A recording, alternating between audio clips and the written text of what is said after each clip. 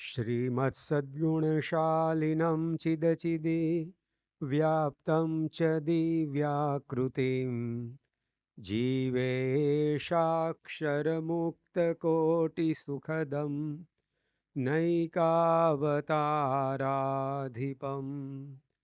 ज्ञेयं श्रीपुरुषोत्तमं मुनिवरैर्वेदादिकीर्त्यं विभुम् तन्मूलाक्षरयुक्तमेव सहजा नन्दं च वन्दे सदा।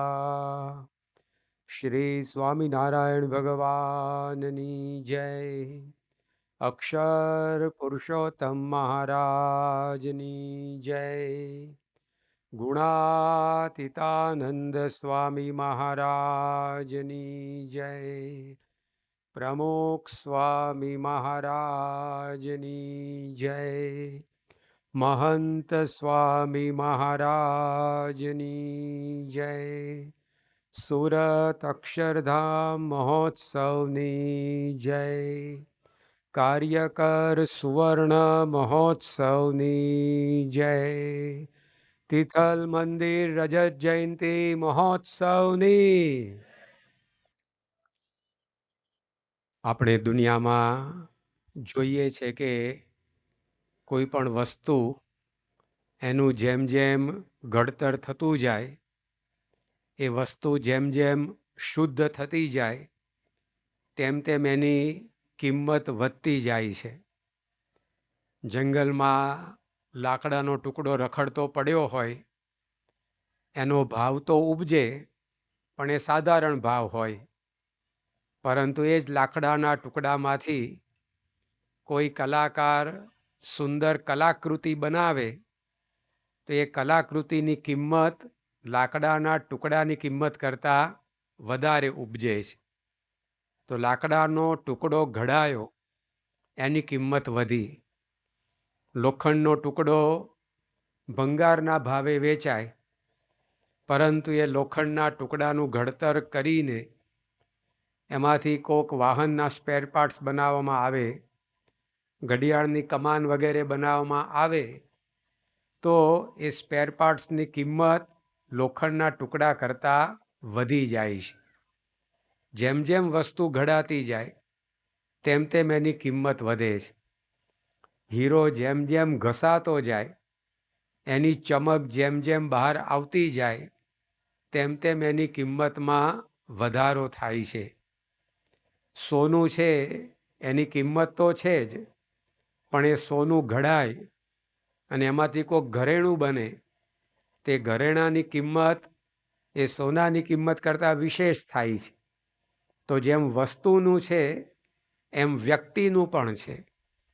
માનવ જીવન જેમ જેમ ઘડાતું જાય, શુદ્ધ થતું જાય, તેમ તેમ એ મનુષ્યના જીવનની કિંમત પણ વધતી જાય છે. કિંમત વધે એટલે શું? તે વ્યક્તિને પોતાને સુખ, શાંતિ અને સંતોષનો અનુભવ થાય. એ વ્યક્તિ માટે લોકોને પ્રેમ, આદર અને વિશ્વાસ વધે. એ મનુષ્યની કિંમત વધી કહેવાય. તો આવું માનવ જીવન ઘડવા માટે આપણી સંસ્કૃતિમાં એક તો મંદિરો રચવામાં આવ્યા, કારણ કે મંદિરો દ્વારા માનવ જીવનનું ઘડતર થાય છે. અહીંયા આપ સૌ બેઠા છો, એમાંથી ઘણાને આ અનુભવ હશે. મંદિરના સંપર્કમાં આવ્યા પછી આપણા જીવનમાંથી વ્યસનો ગયા હશે, આપણા જીવનમાં ભક્તિભાવ ઉદય થયો હશે. મંદિરનો સંપર્ક થવાથી, મંદિરના યોગમાં આવવાથી આપણા પરિવારના સભ્યોમાં એવી સમજણ, સંસ્કાર વધ્યા હશે, જેનાથી આજે પરિવારમાં સુખ, શાંતિ અને સંવાદિતા હશે.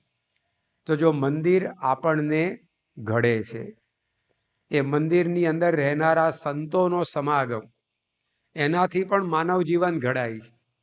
તારીખ 3 મે 1999ના દિવસે ધરમપુરમાં પ્રમુખ સ્વામી મહારાજની સાનિધ્યમાં તળાવ કિનારે સભા યોજાયેલી. આદિવાસીઓનું સંમેલન હતું અને એની અંદર તે વખતના ગુજરાત રાજ્યના મંત્રી શ્રી કાનજીભાઈ પટેલ, એમણે પોતે વાત કરેલી કે સરકાર છેલ્લા 50 વર્ષથી આદિવાસી વિસ્તારોમાં રહેતા ભાઈઓ બહેનોનું જીવન ધોરણ ઊંચું આવે એના માટે પ્રયત્નો કરી રહી છે. એના માટે લાખો કરોડો રૂપિયા ખર્ચાયા છે. પરંતુ પ્રમુખ સ્વામી મહારાજ જેવા સંતો, એમના દ્વારા જે આ આદિવાસી ઉત્કર્ષનું કાર્ય થયું છે એવું તો સરકારથી પણ થયું નથી. તો સંતના યોગમાં આવવાથી મનુષ્યોના જીવનનું કલેવર બદલાઈ જાય છે, એનું સ્તર ઊંચું આવી જાય છે. અહીંયા જ આપણા તિથલ મંદિરની પ્રતિષ્ઠા થયેલી ત્યારે તે સમયના કલેક્ટર હતા પંકજકુમાર. એમણે પોતે સભાની અંદર વાત કરેલી કે અમે કોઈ પણ પ્રોજેક્ટ લઈને ગામમાં જઈએ એને જેટલી સફળતા મળે છે એના કરતાં એનો એ પ્રોજેક્ટ એ સંતો દ્વારા અમે કોઈ ગામમાં લઈને જઈએ ત્યારે એ પ્રોજેક્ટને વધારે સફળતા મળે છે. કારણ કે સંતો સાથે તે ગામના લોકો એ સહેલાઈથી જે તે પ્રોજેક્ટ સાથે જોડાઈ જાય છે, એટલે અમારું કામ સરળ થઈ જાય છે. તો આ રીતે મંદિરની જેમ સંતોનો સમાગમ એ પણ મનુષ્ય જીવનને ઘડે છે, એની કિંમત વધારે છે. અને ત્રીજી વસ્તુ છે એવા શાસ્ત્રો, કે જે શાસ્ત્રો આપણને કેવી રીતે જીવન જીવવું તે શીખવાડે છે. આપણે મોબાઈલ ફોન ખરીદીએ તો મોબાઈલ ફોનની સાથે નાનકડી પુસ્તિકા આપે કે ભાઈ આ મોબાઈલ કેવી રીતે વાપરવો. એ પ્રમાણે જો વાપરવામાં આવે તો એ મોબાઈલનું કામકાજ સારું ચાલે અને લાંબા સમય સુધી ચાલે. ઘરમાં આપણે ફ્રીજ ખરીદીએ, એ વોશિંગ મશીન ખરીદીએ તો એની સાથે પણ નાની ચોપડી આ મશીન કેવી રીતે વાપરવું એની સૂચના આપણને આપવામાં આવે છે. એ પ્રમાણે જો એ મશીન વપરાય તો એ સારામાં સારું કામ આપે અને લાંબા સમય સુધી કામ આપે. તો જેમ આવા નાના મશીનો, યંત્રો, એને ચલાવવા માટે પણ કોઈ માર્ગદર્શિકાની, ગાઈડની જરૂર પડે છે. તો માણસનું જીવન તો બહુ મોંઘું છે. આપણે કીર્તનમાં સાંભળીએ છીએ કે મોંઘો મનુષ્ય દેહ ફરી ફરી મળે નહીં વારંવાર, ભાઈ તું ભજી લેને કીર્તા. આ મનુષ્ય જન્મ, મનુષ્ય દેહ એ ઘણો મોંઘો છે. તો એને વાપરવો, કેવી રીતે વાપરવો, એનું પણ આપણને ગાઈડન્સ, માર્ગદર્શન એ આવા ગ્રંથો દ્વારા મળે છે. એટલા માટે શાસ્ત્રોનો અર્થ કરતા એવું કહેવાયું કે શાસ્ત્ર કોને કહેવાય? તો શાસ્તિ ચ ત્રાયતે ચ ઇતિ શાસ્ત્રમ. બે કામ આ ગ્રંથ કરતા હોય છે. એક તો આપણને દોરવણી આપે, શાસન કરે આપણી ઉપર, એટલે કે આપણને એ માર્ગદર્શન આપતા જાય કે આ કરજો, આ ન કરજો. તો જે આપણને દોરવણી આપે એનું નામ શાસ્ત્ર. અને ત્રાયતે છે, જે આપણું રક્ષણ કરે, આપણી જાળવણી કરે, એનું નામ શાસ્ત્ર. મનુષ્ય જન્મની જાળવણી અને મનુષ્ય જન્મને દોરવણી આપવાનું કાર્ય એ શાસ્ત્રો કરે છે. તેવા શાસ્ત્રોમાંનું એક શ્રેષ્ઠ શાસ્ત્ર એટલે ભગવાન સ્વામિનારાયણના વચનામૃત. એની કથાનો પ્રારંભ આપણા મંદિરના રજત જયંતિ મહોત્સવ નિમિત્તે આ પારાયણની અંદર આપણે ગઈકાલથી કર્યો. એમાં આપણે વચનામૃત ગ્રંથની વિશેષતા સમજ્યા કે ભગવાન સ્વામિનારાયણે આપેલો આ ઉપદેશ ગ્રંથ એ શાસ્ત્ર માત્રના સાર સમાન છે. મધ્યનું 59મું વચનામૃત, એમાં ભગવાન સ્વામિનારાયણે કહ્યું કે 4 વેદ, 18 પુરાણ અને મહાભારત આદિક ઇતિહાસમાં એ જ વાત છે. આમ કહીને પછી વચનામૃતમાં મહારાજે ઉપદેશ આપ્યો. તો 4 વેદ, 18 પુરાણ, મહાભારત આદિક બધા ગ્રંથોનો સાર સ્વામિનારાયણ ભગવાન કહે છે કે અમે તમને સંભળાવીએ છીએ. કેટલી સરળ વાત આપણા માટે થઈ ગઈ. 4 વેદના પૂઠાય આપણામાંથી ઘણા હતી તો જોયા નહીં હોય, તો વાંચવા તો ક્યારે નવરા થઈએ આપણે. 18 પુરાણ, એના નામ પણ આપણને ખબર ના હોય, કારણ કે આપણે ક્રિકેટના સ્કોર યાદ રાખવાના હોય, એટલે આવા નામ ક્યાંથી યાદ રહે આપણને. પરંતુ હવે 18 પુરાણ કયા કયા છે એના નામ પણ યાદ નથી, પછી વાંચવાના તો ક્યારે આપણે? મહાભારત 1,00,000 શ્લોકોનું. હવે એ ક્યારે વાંચવા નવરા થઈએ? આપણે સીધું મહાભારત કરીએ જ ખરા, ઘરમાં કરીએ, બહાર કરીએ, પણ હવે એ 1,00,000 શ્લોકનું ગ્રંથ ક્યારે વાંચવાના આપણે? પરંતુ શ્રીજી મહારાજ કહે છે કે ભલે આ ગ્રંથો ન વંચાયા, પણ આ વચનામૃતની અંદર એનો સાર આપ્યો. સાર તો આપ્યો, પણ સરળ ભાષામાં આપ્યો. પાછું આપણને ન સમજાય એવી ભાષાની અંદર આ વચનામૃત મહારાજે ઉપદેશ્યા હોય તોય પાછું એ સાર આપણા હાથમાં ન આવત. પણ વચનામૃત માટે લેખકો એવું લખ્યું છે કે રેંટિયો કાતનારી બાઈ કે હળ ચલાવનારો ખેડૂત એ પણ સમજી શકે એવી સરળ ભાષામાં ભગવાન સ્વામિનારાયણે પોતાનો આ ઉપદેશ વચનામૃત એ આપ્યો છે. તો એ પણ આપણા માટે સરળ થઈ ગયું. તો સાર આપ્યો, એ સરળ ભાષામાં આપ્યો. એની સાથે સાથે આ ગ્રંથમાં શ્રીજી મહારાજે શાશ્વત માર્ગદર્શન આપ્યું. આજે ઉપયોગી છે આ માર્ગદર્શન, 5 વર્ષ પછી ઉપયોગી નહીં થાય એવું નહીં. શ્રીજી મહારાજ પ્રથમના 18મા વચનામૃતમાં કહે છે કે આ જે અમે વાત કરી એ પ્રમાણે જે વર્તે તે જ મુક્ત થાય છે. એ ભૂતકાળમાં જેટલી આ વાત સાચી હતી એટલી જ આજે સાચી છે, એટલી જ 1,00,000 વર્ષ પછી પણ સાચી રહેશે. મધ્યનું 21મું વચનામૃત, તેમાં ભગવાન સ્વામિનારાયણ કહે છે કે આ વાત જે અમે કરી એને આજ સમજો કે 1,00,000 વર્ષ પછી સમજો, આ જન્મે સમજો કે 1,00,000 જન્મ પછી સમજો, પણ એ સમજે જ છૂટકો છે. તો 1,00,000 વર્ષ પછી પણ આ ગ્રંથ એ જૂનો થવાનો નથી. આજે દુનિયામાં પુસ્તકો ઘણા બહાર પડે છે, પરંતુ 10 વર્ષ પહેલા જે પુસ્તક દુનિયામાં સૌથી વધુ વેચાતા પુસ્તકની યાદીમાં પહેલા નંબરે હોય એનું નામે આજે કોઈ જાણતું નથી. 10 વર્ષની અંદર એ આઉટ ઓફ ડેટ થઈ જાય. પરંતુ આ વચનામૃત ગ્રંથ એવો નથી. શ્રીજી મહારાજ કહે છે કે 1,00,000 વર્ષ પછી પણ આ વાત સમજીએ, જે સમજશે એ જ કલ્યાણને પામશે. 1,00,000 વર્ષ નહીં, 1,00,000 જન્મ પછી આ વાત સમજે છૂટકો છે.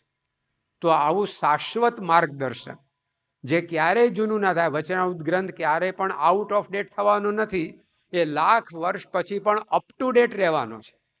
તો આવો આ વચનામૃતનો ગ્રંથ મહારાજે આપણને આપ્યો છે. તો સરળ ભાષા, શાસ્ત્ર માત્રનો સાર, એમાં પણ શાશ્વત માર્ગદર્શન કાયમ માટે, અને એ પણ પાછું સંક્ષેપમાં, બહુ ટૂંકની અંદર. બહુ લાંબુ કર્યું હોય તોય પાછું આપણે સમજવું વાંચવું અઘરું પડે, પણ અત્યંત ટૂંકાણની અંદર બધી વાતો કરી. પ્રથમના 33મા વચનામૃતમાં શ્રીજી મહારાજે પોતે જ પ્રશ્ન પૂછ્યો. મુક્તાનંદ સ્વામીએ પ્રશ્ન પૂછ્યો કે ભગવાનને પ્રસન્ન કરવાના અનંત સાધનો છે, એની અંદર એક સાધન એવું કયું છે કે જો એ એક સાધન કરે તો એની અંદર બીજા બધા જ સાધન આવી જાય. ભગવાનને રાજી કરવા માટે કોઈએ તપ કરવાનું કહ્યું, કોઈએ યાત્રા કરવાનું કહ્યું, કોઈએ અષ્ટાંગ યોગ સાધવાનું કહ્યું, કોઈએ દાન ધર્માદા કરવાનું કહ્યું, કોઈએ યજ્ઞ યાગાદિક કરવાનું કહ્યું, કોઈએ યાત્રાઓ વગેરે કરવાનું કહ્યું. આવા તો અનંત પ્રકારના ઉપાય ભગવાનને પ્રસન્ન કરવાના શાસ્ત્રોમાં બતાવ્યા છે. પણ શ્રીજી મહારાજ કહે છે કે એની વચ્ચે એક એવું કયું સાધન છે જેનાથી ભગવાન જેવા રાજી થાય એવા અનંત સાધન કરવાથી ના થાય. તો પછી આમાં શ્રીજી મહારાજે કહ્યું કે ભગવાનનો આશરો એક એવી વસ્તુ છે કે એની અંદર બધા જ સાધન સમાઈ જાય. આવા કેવું ટૂંકમાં બતાવી દીધું. મહંત સ્વામી મહારાજ ઘણીવાર આ પ્રશ્નને સમજાવે છે કે 2 ત્રાજવા હોય, ત્રાજવાના 2 પલ્લા હોય, એમાં એક બાજુના પલ્લામાં આખી પૃથ્વી મૂકવાની. હવે પૃથ્વીનું વજન તો કેટલું બધું, 5500 અબજ ટન વજન એવું કહે છે આ પૃથ્વીનું. હવે એક બાજુ આવી પૃથ્વી હોય ત્રાજવાના પલ્લામાં, અને બીજી બાજુ એક સોપારી એવી મૂકવામાં આવે કે જે સોપારી જો બીજા પલ્લામાં મૂકાય તો આટલું વજનદાર પલ્લું ઊંચું થઈ જાય. હવે એવી સોપારી ક્યાંથી લાવવી? એક બાજુ 5500 અબજ ટન વજનનો પૃથ્વીનો ગોળો, અને બીજી બાજુ કોઈ એક સોપારી એવી છે કે જે આ 5500 અબજ ટન ગોળાને ઊંચો કરી દે. તો પ્રશ્ન એવો પૂછ્યો હતો કે અનંત સાધન ભગવાનને રાજી કરવાના. એમાં એક સાધન એવું કહ્યું છે કે એકમાં બધું આવી જાય. તો જેવું ટૂંકમાં સમજાયું મહારાજ કે ભગવાનનો આશરો કરો, બધા સાધન માત્ર એમાં આવી જશે.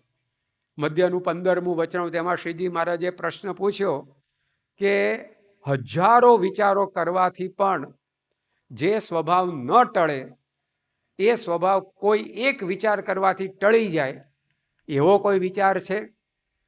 હવે હજારો વિચાર એક બાજુ અને એની સામે એક જ વિચાર કરવા, તોય કામ, ક્રોધ, લોભ, શ્વાસ, સ્નેહ, માન, આ બધા સ્વભાવ આપણા નીકળી જાય. તો શ્રીજી મહારાજ એમાં પછી એનો ઉપાય બતાવ્યો. ટૂંકમાં કહેવાનું તાત્પર્ય એ છે કે સારરૂપ આ ગ્રંથ છે, સરળ ભાષામાં છે, એની અંદર કાયમનું માર્ગદર્શન છે, પણ એ એકદમ ટૂંકમાં આપી દીધું છે. કોઈ ઝાઝું લાંબુ વિવરણ નહીં, એક એક વાક્યની અંદર ઉકેલ. તો આવો ગ્રંથ મળવો મુશ્કેલ છે. એનું આ પારાયણ આપણે સાંભળી રહ્યા છીએ. યોગીજી મહારાજ એક દ્રષ્ટાંત આપતા કે એકવાર એક બહેન હતા, એમના ઘેર એમનો ભાઈ મહેમાન થઈને આવ્યો. એટલે બહેનને એકદમ હરખ ઉભરાયો કે મારો ભાઈ ઘણા દિવસે આવ્યો છે, તો આપણે એને સારામાં સારો શીરો શેકીને જમાડીએ.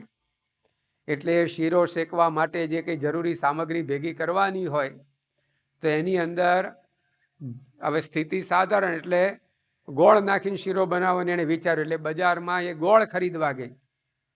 તો જે કરિયાણાનો દુકાનદાર હતો એને વાત કરી કે મને ભાઈ પાસેર ગોળ આપો. પેલા દુકાનવાળાએ પૂછ્યું કે તમને સાદો ગોળ આપું કે ખાંડ જેવો ગળ્યો ગોળ આપું? તો કે ખાંડમાં ગોળ કરતાં વધારે મીઠાશ. તો કે એ તો સ્વાભાવિક છે. તો કે એક કામ કરો ને, મને પડીકું ખાંડનું જ બાંધી આપો. મારો ભાઈ ક્યારે વળી પાછો આવે, એને હું ખાંડમાંથી શીરો બનાવીને જમાડો. તો પેલા દુકાનવાળાએ પૂછ્યું કે તમને સાદી ખાંડ આપું કે સાકર જેવી મીઠી ખાંડ આપું? તો કે સાકર ખાંડ કરતાં વધારે મીઠાશવાળી. તો કે હા, તો એક કામ કરો ને, મને સાકરનું જ પડીકું બાંધી આપો. તો પેલા દુકાનવાળાએ પૂછ્યું પાછું કે તમને સાદી સાકર આપું કે પારડ ભેંસના દૂધ જેવી મીઠી સાકર આપું? તો પેલા દુકાનદારને આ બાઈએ પૂછ્યું કે પારડ ભેંસના દૂધમાં આ સાકર કરતાંય વધારે મીઠાશ. તો કે એ તો વાત જ જુદી પારડ ભેંસના દૂધની. તો પેલી બાઈ કહે તો મારે તારી ખાંડે નથી જોઈતી, સાકરે નથી જોઈતી, ગોળે નથી જોઈતો. કે પેલા દુકાનવાળાને તો ઘરાક જતું લાગ્યું. એટલે એણે પૂછ્યું કે કેમ, કશું લેવા ના પાડો છો? તો પેલી બાઈએ કહ્યું કે ભાઈ પારડ ભેંસ તો મારા ઘરમાં જ છે, કે એ સીધું દોહીનું નહીં પવાલું દૂધનું પાઈ દઉં મારા ભાઈને, તે આ બધી માથાકૂટમાં પડું. તો જેના ઘરની અંદર જ સારામાં સારી વસ્તુ હતી, પણ એને એનો ખ્યાલ નહીં, તો એ પોતે બજારમાં મીઠી વસ્તુ લેવા નીકળી. એમ યોગી બાપા કહેતા, પારડ ભેંસનું દૂધ આપણા ઘરમાં જ છે. આ વચનામૃત જેવો ગ્રંથ એ આપણને શ્રીજી મહારાજે આપ્યો છે, એ સારરૂપ છે. શાસ્ત્ર માત્ર એની અંદર આવી જાય. તો એ ગ્રંથની અંદર ભગવાન સ્વામિનારાયણે માનવ જીવનને પીડતા વિક્ષેપો જે છે, પ્રશ્નો જે છે, એને ટાળવાનું માર્ગદર્શન આપ્યું છે. એ વચનામૃતને આપણે ગઈકાલે વાંચેલું મધ્યનું 60મું વચનામૃત, એમાં ભગવાન સ્વામિનારાયણને મુક્તાનંદ સ્વામીએ પ્રશ્ન પૂછ્યો. શું પ્રશ્ન પૂછ્યો આપણે ફરી એકવાર આજે વાંચીએ. ત્યારે મુક્તાનંદ સ્વામીએ પ્રશ્ન પૂછ્યો છે, હે મહારાજ, આ સંસારને વિશે તો કેટલીક જાતના વિક્ષેપ આવે છે, તેમાં કેવી રીતે ભગવાનનો ભક્ત સમજે, તો એના અંતરમાં શું ખરે? આપણા બધાની વાત જ આ મુક્તાનંદ સ્વામીએ પૂછી કે આ સંસાર છે, એની અંદર અનંત પ્રકારના વિક્ષેપો આવે છે. સંસાર છે સુખ દુઃખનો દરિયો, તેમાં તરી શકે કોઈક જ તરિયો. આપણા ભજનોની અંદર આ લખાયું છે કે આ સંસાર છે, તો એની અંદર વિક્ષેપો બધા આવ્યા જ કરતા હોય. રેખામાં રહ્યો અડોઅડ બિંદુઓનો ફાળો, સંસાર બીજું કાંઈ નહીં, સમસ્યાનો સરવાળો. એક રેખા દોરવામાં આવે, લીટી દોરવામાં આવે, તો એ લીટી અંતે શું છે? રેખામાં રહ્યો અડોઅડ બિંદુઓનો ફાળો. બિંદુ એટલે ટપકું. એક ટપકાને બીજું ટપકું અડ્યું, બીજા ટપકાને ત્રીજું ટપકું અડ્યું, ત્રીજાને ચોથું, એમ કરતાં કરતાં એક લીટી દોરાય. તો જેમ એક લાઈનની અંદર, એક લીટીની અંદર ટપકાઓ અડીને આ લાઈન બનાવે છે, તો એવી જ રીતે રેખામાં રહ્યો અડોઅડ બિંદુઓનો ફાળો, સંસાર બીજું કાંઈ નહીં, સમસ્યાનો સરવાળો. એમાં સંસારની વ્યાખ્યા શું કરી કે સમસ્યાનો સરવાળો બરાબર સંસાર. કંઈક ને કંઈક ઉપાધિઓ જીવનની અંદર માણસને આવતી જ હોય છે.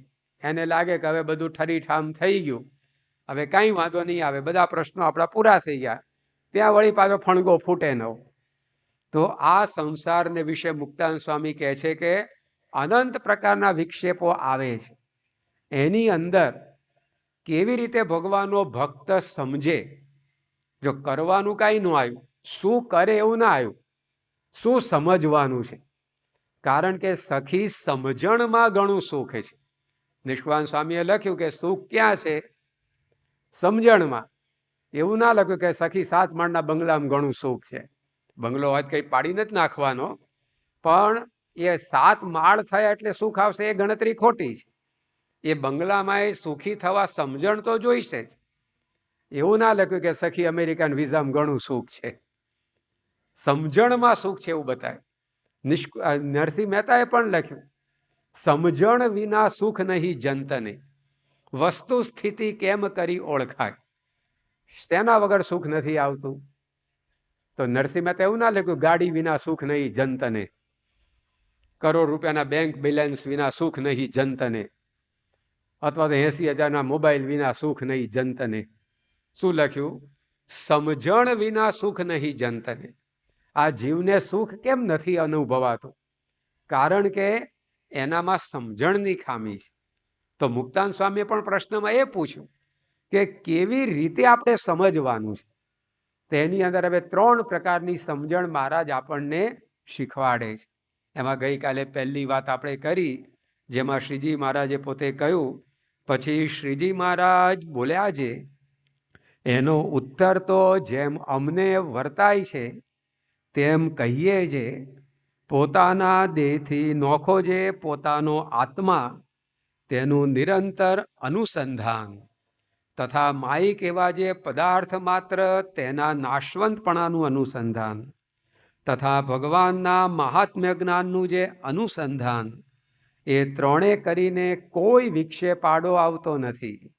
તો શ્રીજી મહારાજે પહેલી વાત કરી, જો આપણું જીવન એ આપણે વિક્ષેપ રહિત કરવું હોય, તળાવમાં તમે કાંકરી નાખો ને એટલે બધા તરંગો ઊભા થાય, પરંતુ એ તળાવનું પાણી બરફના સંગે થીજી જાય, પછી એ બરફ ઉપર કાંકરી નાખવામાં આવે તો એ કાંકરી ઉથડકીને પાછી પડે, એ બરફમાં તરંગો ઊભા ના થાય. આમ અત્યારે માણસ માત્રના જીવન એ તળાવના પાણી જેવા છે. સહેજ કંઈક વિક્ષેપ આવે ને એટલે દુઃખના તરંગો ઊભા થાય. પરંતુ એ મનુષ્યનું જીવન આવી જો સમજણ આવે તો પેલું પાણી થીજીને બરફ થઈ જાય, પછી એની ઉપર કાંકરી નાખો તો કોઈ તરંગ ઉપજે નહીં. એમ આવી સમજણ જો આવી જાય તો પછી એના જીવનમાં દુઃખ તો આવે પણ એના અંતરમાં સુખ રહે. જેમ પેલા બરફ ઉપર કાંકરી તો પડે પણ એ બરફ ઉપર તરંગો ઊભા ના થાય. તો એમાં શ્રીજી મહારાજે પહેલી વાત કરી કે પોતાનો જે આત્મા, તેનું અનુસંધાન એ જો આ જીવને રહે તો એના જીવનમાં કોઈ વિક્ષેપ આડો આવતો નથી.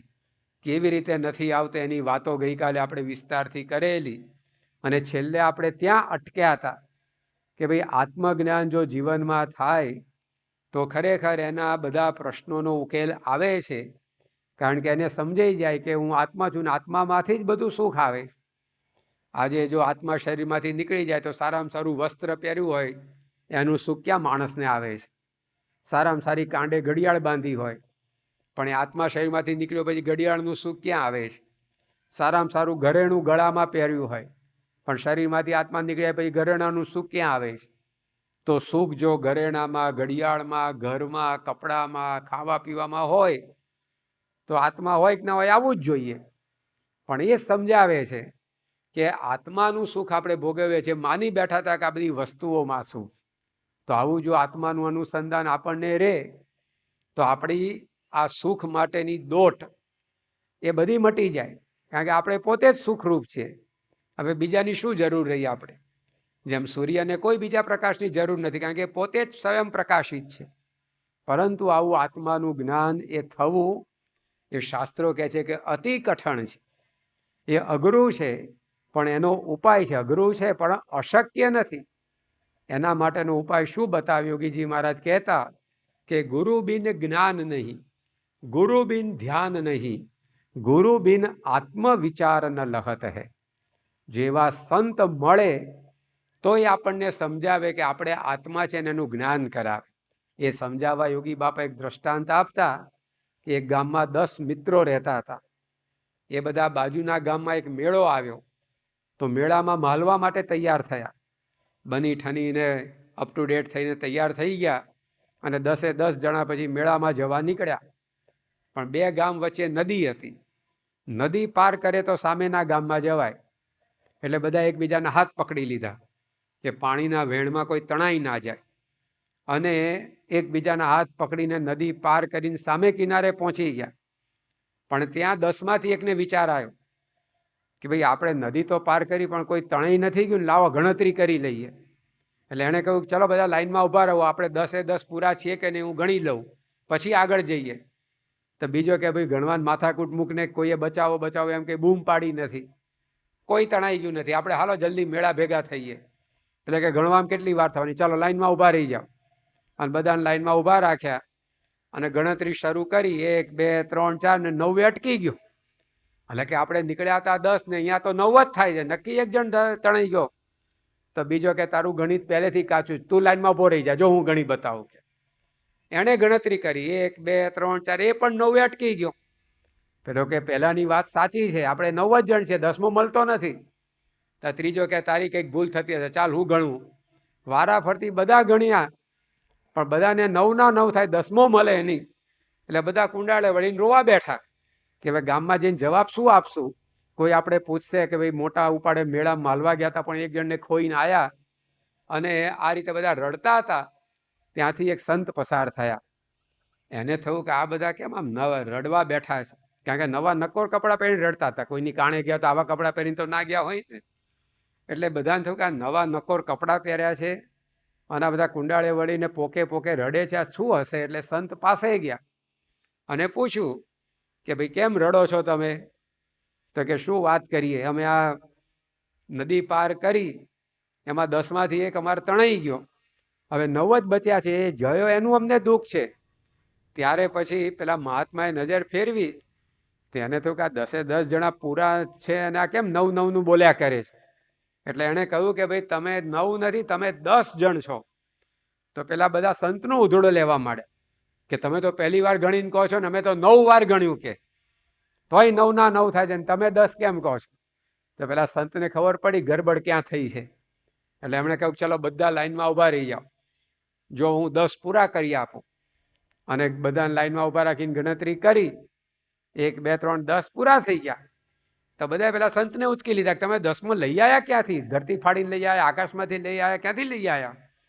તો કે મૂર્ખાઓ, તમારી ભેગો જ હતો 10મો, પણ તમે પોતે પોતાને ગણવાનું ભૂલી જતા હતા, બીજાને ગણગણ કરતા હતા, એટલે 10 થતા નહોતા. તો ભગવાન સ્વામિનારાયણે પણ આ જ વાત કરી પ્રથમના 20મા વચનામૃતમાં કે જેને લીધે આંખ જુએ છે એ આત્માને જોવાનું આપણે ભૂલી જઈએ છીએ. જેને લીધે કાન સાંભળે છે પણ એ આત્માનો અવાજ એનું સાંભળવાનું આપણે ભૂલી જઈએ છીએ. જેને લીધે જીભ સ્વાદ લઈ શકે છે એ આત્માનો સ્વાદ લેવાનું આપણે ચૂકી જઈએ છીએ. પણ મહંત સ્વામી મહારાજ એવા સંત આપણને મળે તો એ આપણને સમજાવે કે ભાઈ તમે આત્મા છો. તો જો આવું આત્મજ્ઞાન એવા ગુરુ વગર થવું અશક્ય છે. સાચે સંત મિલે કમી કાહુ રહી. સાચા સંત મળે એના થકી આવું આત્માનું જ્ઞાન એ આપણા જીવનની અંદર સિદ્ધ થાય છે.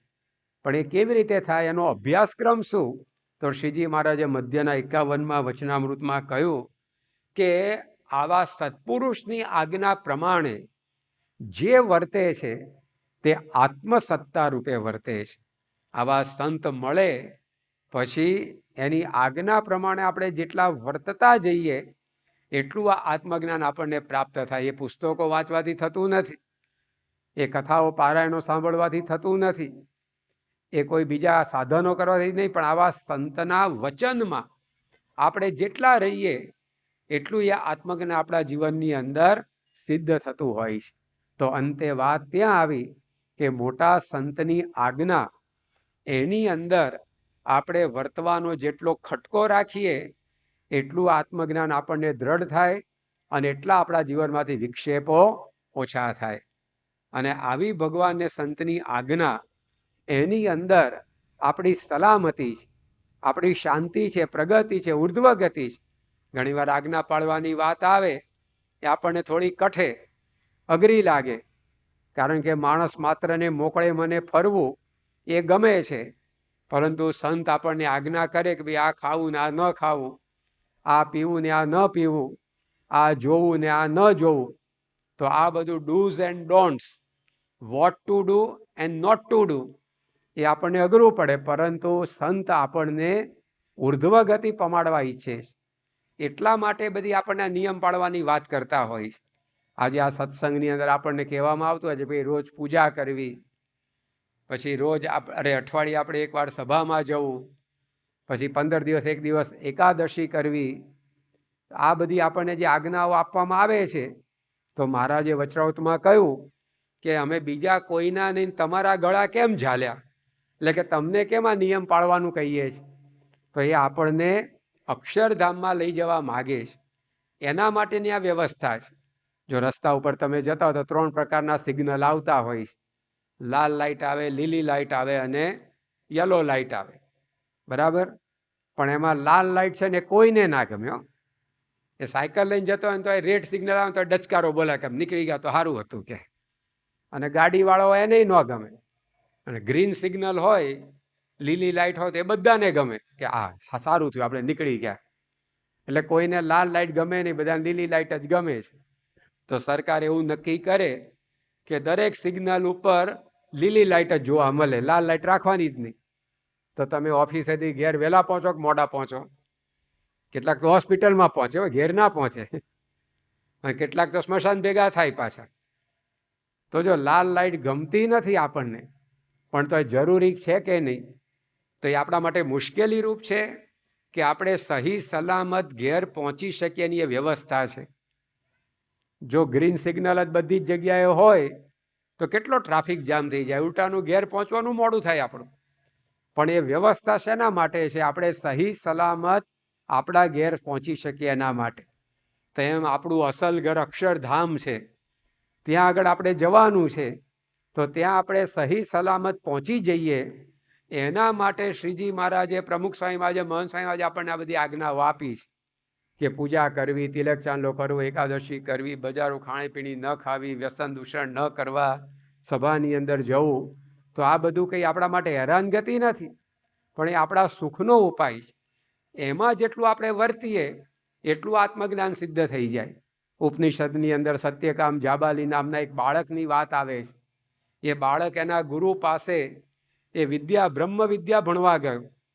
ત્યારે ગુરુએ એને જ્ઞાન આપવાનું તો એક બાજુ રહ્યું, પણ 400 ગાયો એમની પાસે હતી, એ ચરાવવા માટે આપી કે આ 400 ગાયો લઈને તું જા અને એમાંથી 1000 ગાય થાય ત્યારે પાછો આવજે. તે 20-25 વર્ષ સુધી જંગલની અંદર સત્યકામ જાબાલી ઢોરા જ ચરાવતો રહ્યો. પરંતુ ઉપનિષદની અંદર લખ્યું છે કે એ જ્યારે પાછો આવ્યો 1000 ગાયો સાથે, ત્યારે એના ચહેરા ઉપર બ્રહ્મ તેજ એ ઝળહળી રહેલું. ગુરુ પાસે પલાઠી વાળીને જ્ઞાન લેવાની જરૂર જ ન પડી, ગુરુની આજ્ઞા પાળી એમાં એને બ્રહ્મ જ્ઞાન થઈ ગયું. તો આજ્ઞા ભલે સામાન્ય દેખાય, પણ એની અંદર આવું દૈવત મોટું છે.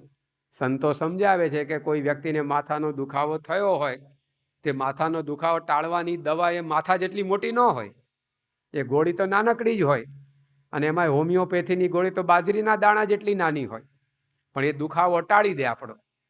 પેટનો દુખાવો થયો હતો કે પેટનો દુખાવો ટાળવા માટે પેટ જેટલી મોટી ગોળી ન આપે ડૉક્ટર, કે ડૉક્ટર નાની જ ગોળી આપે, પણ એ દુખાવો મટાડી દે.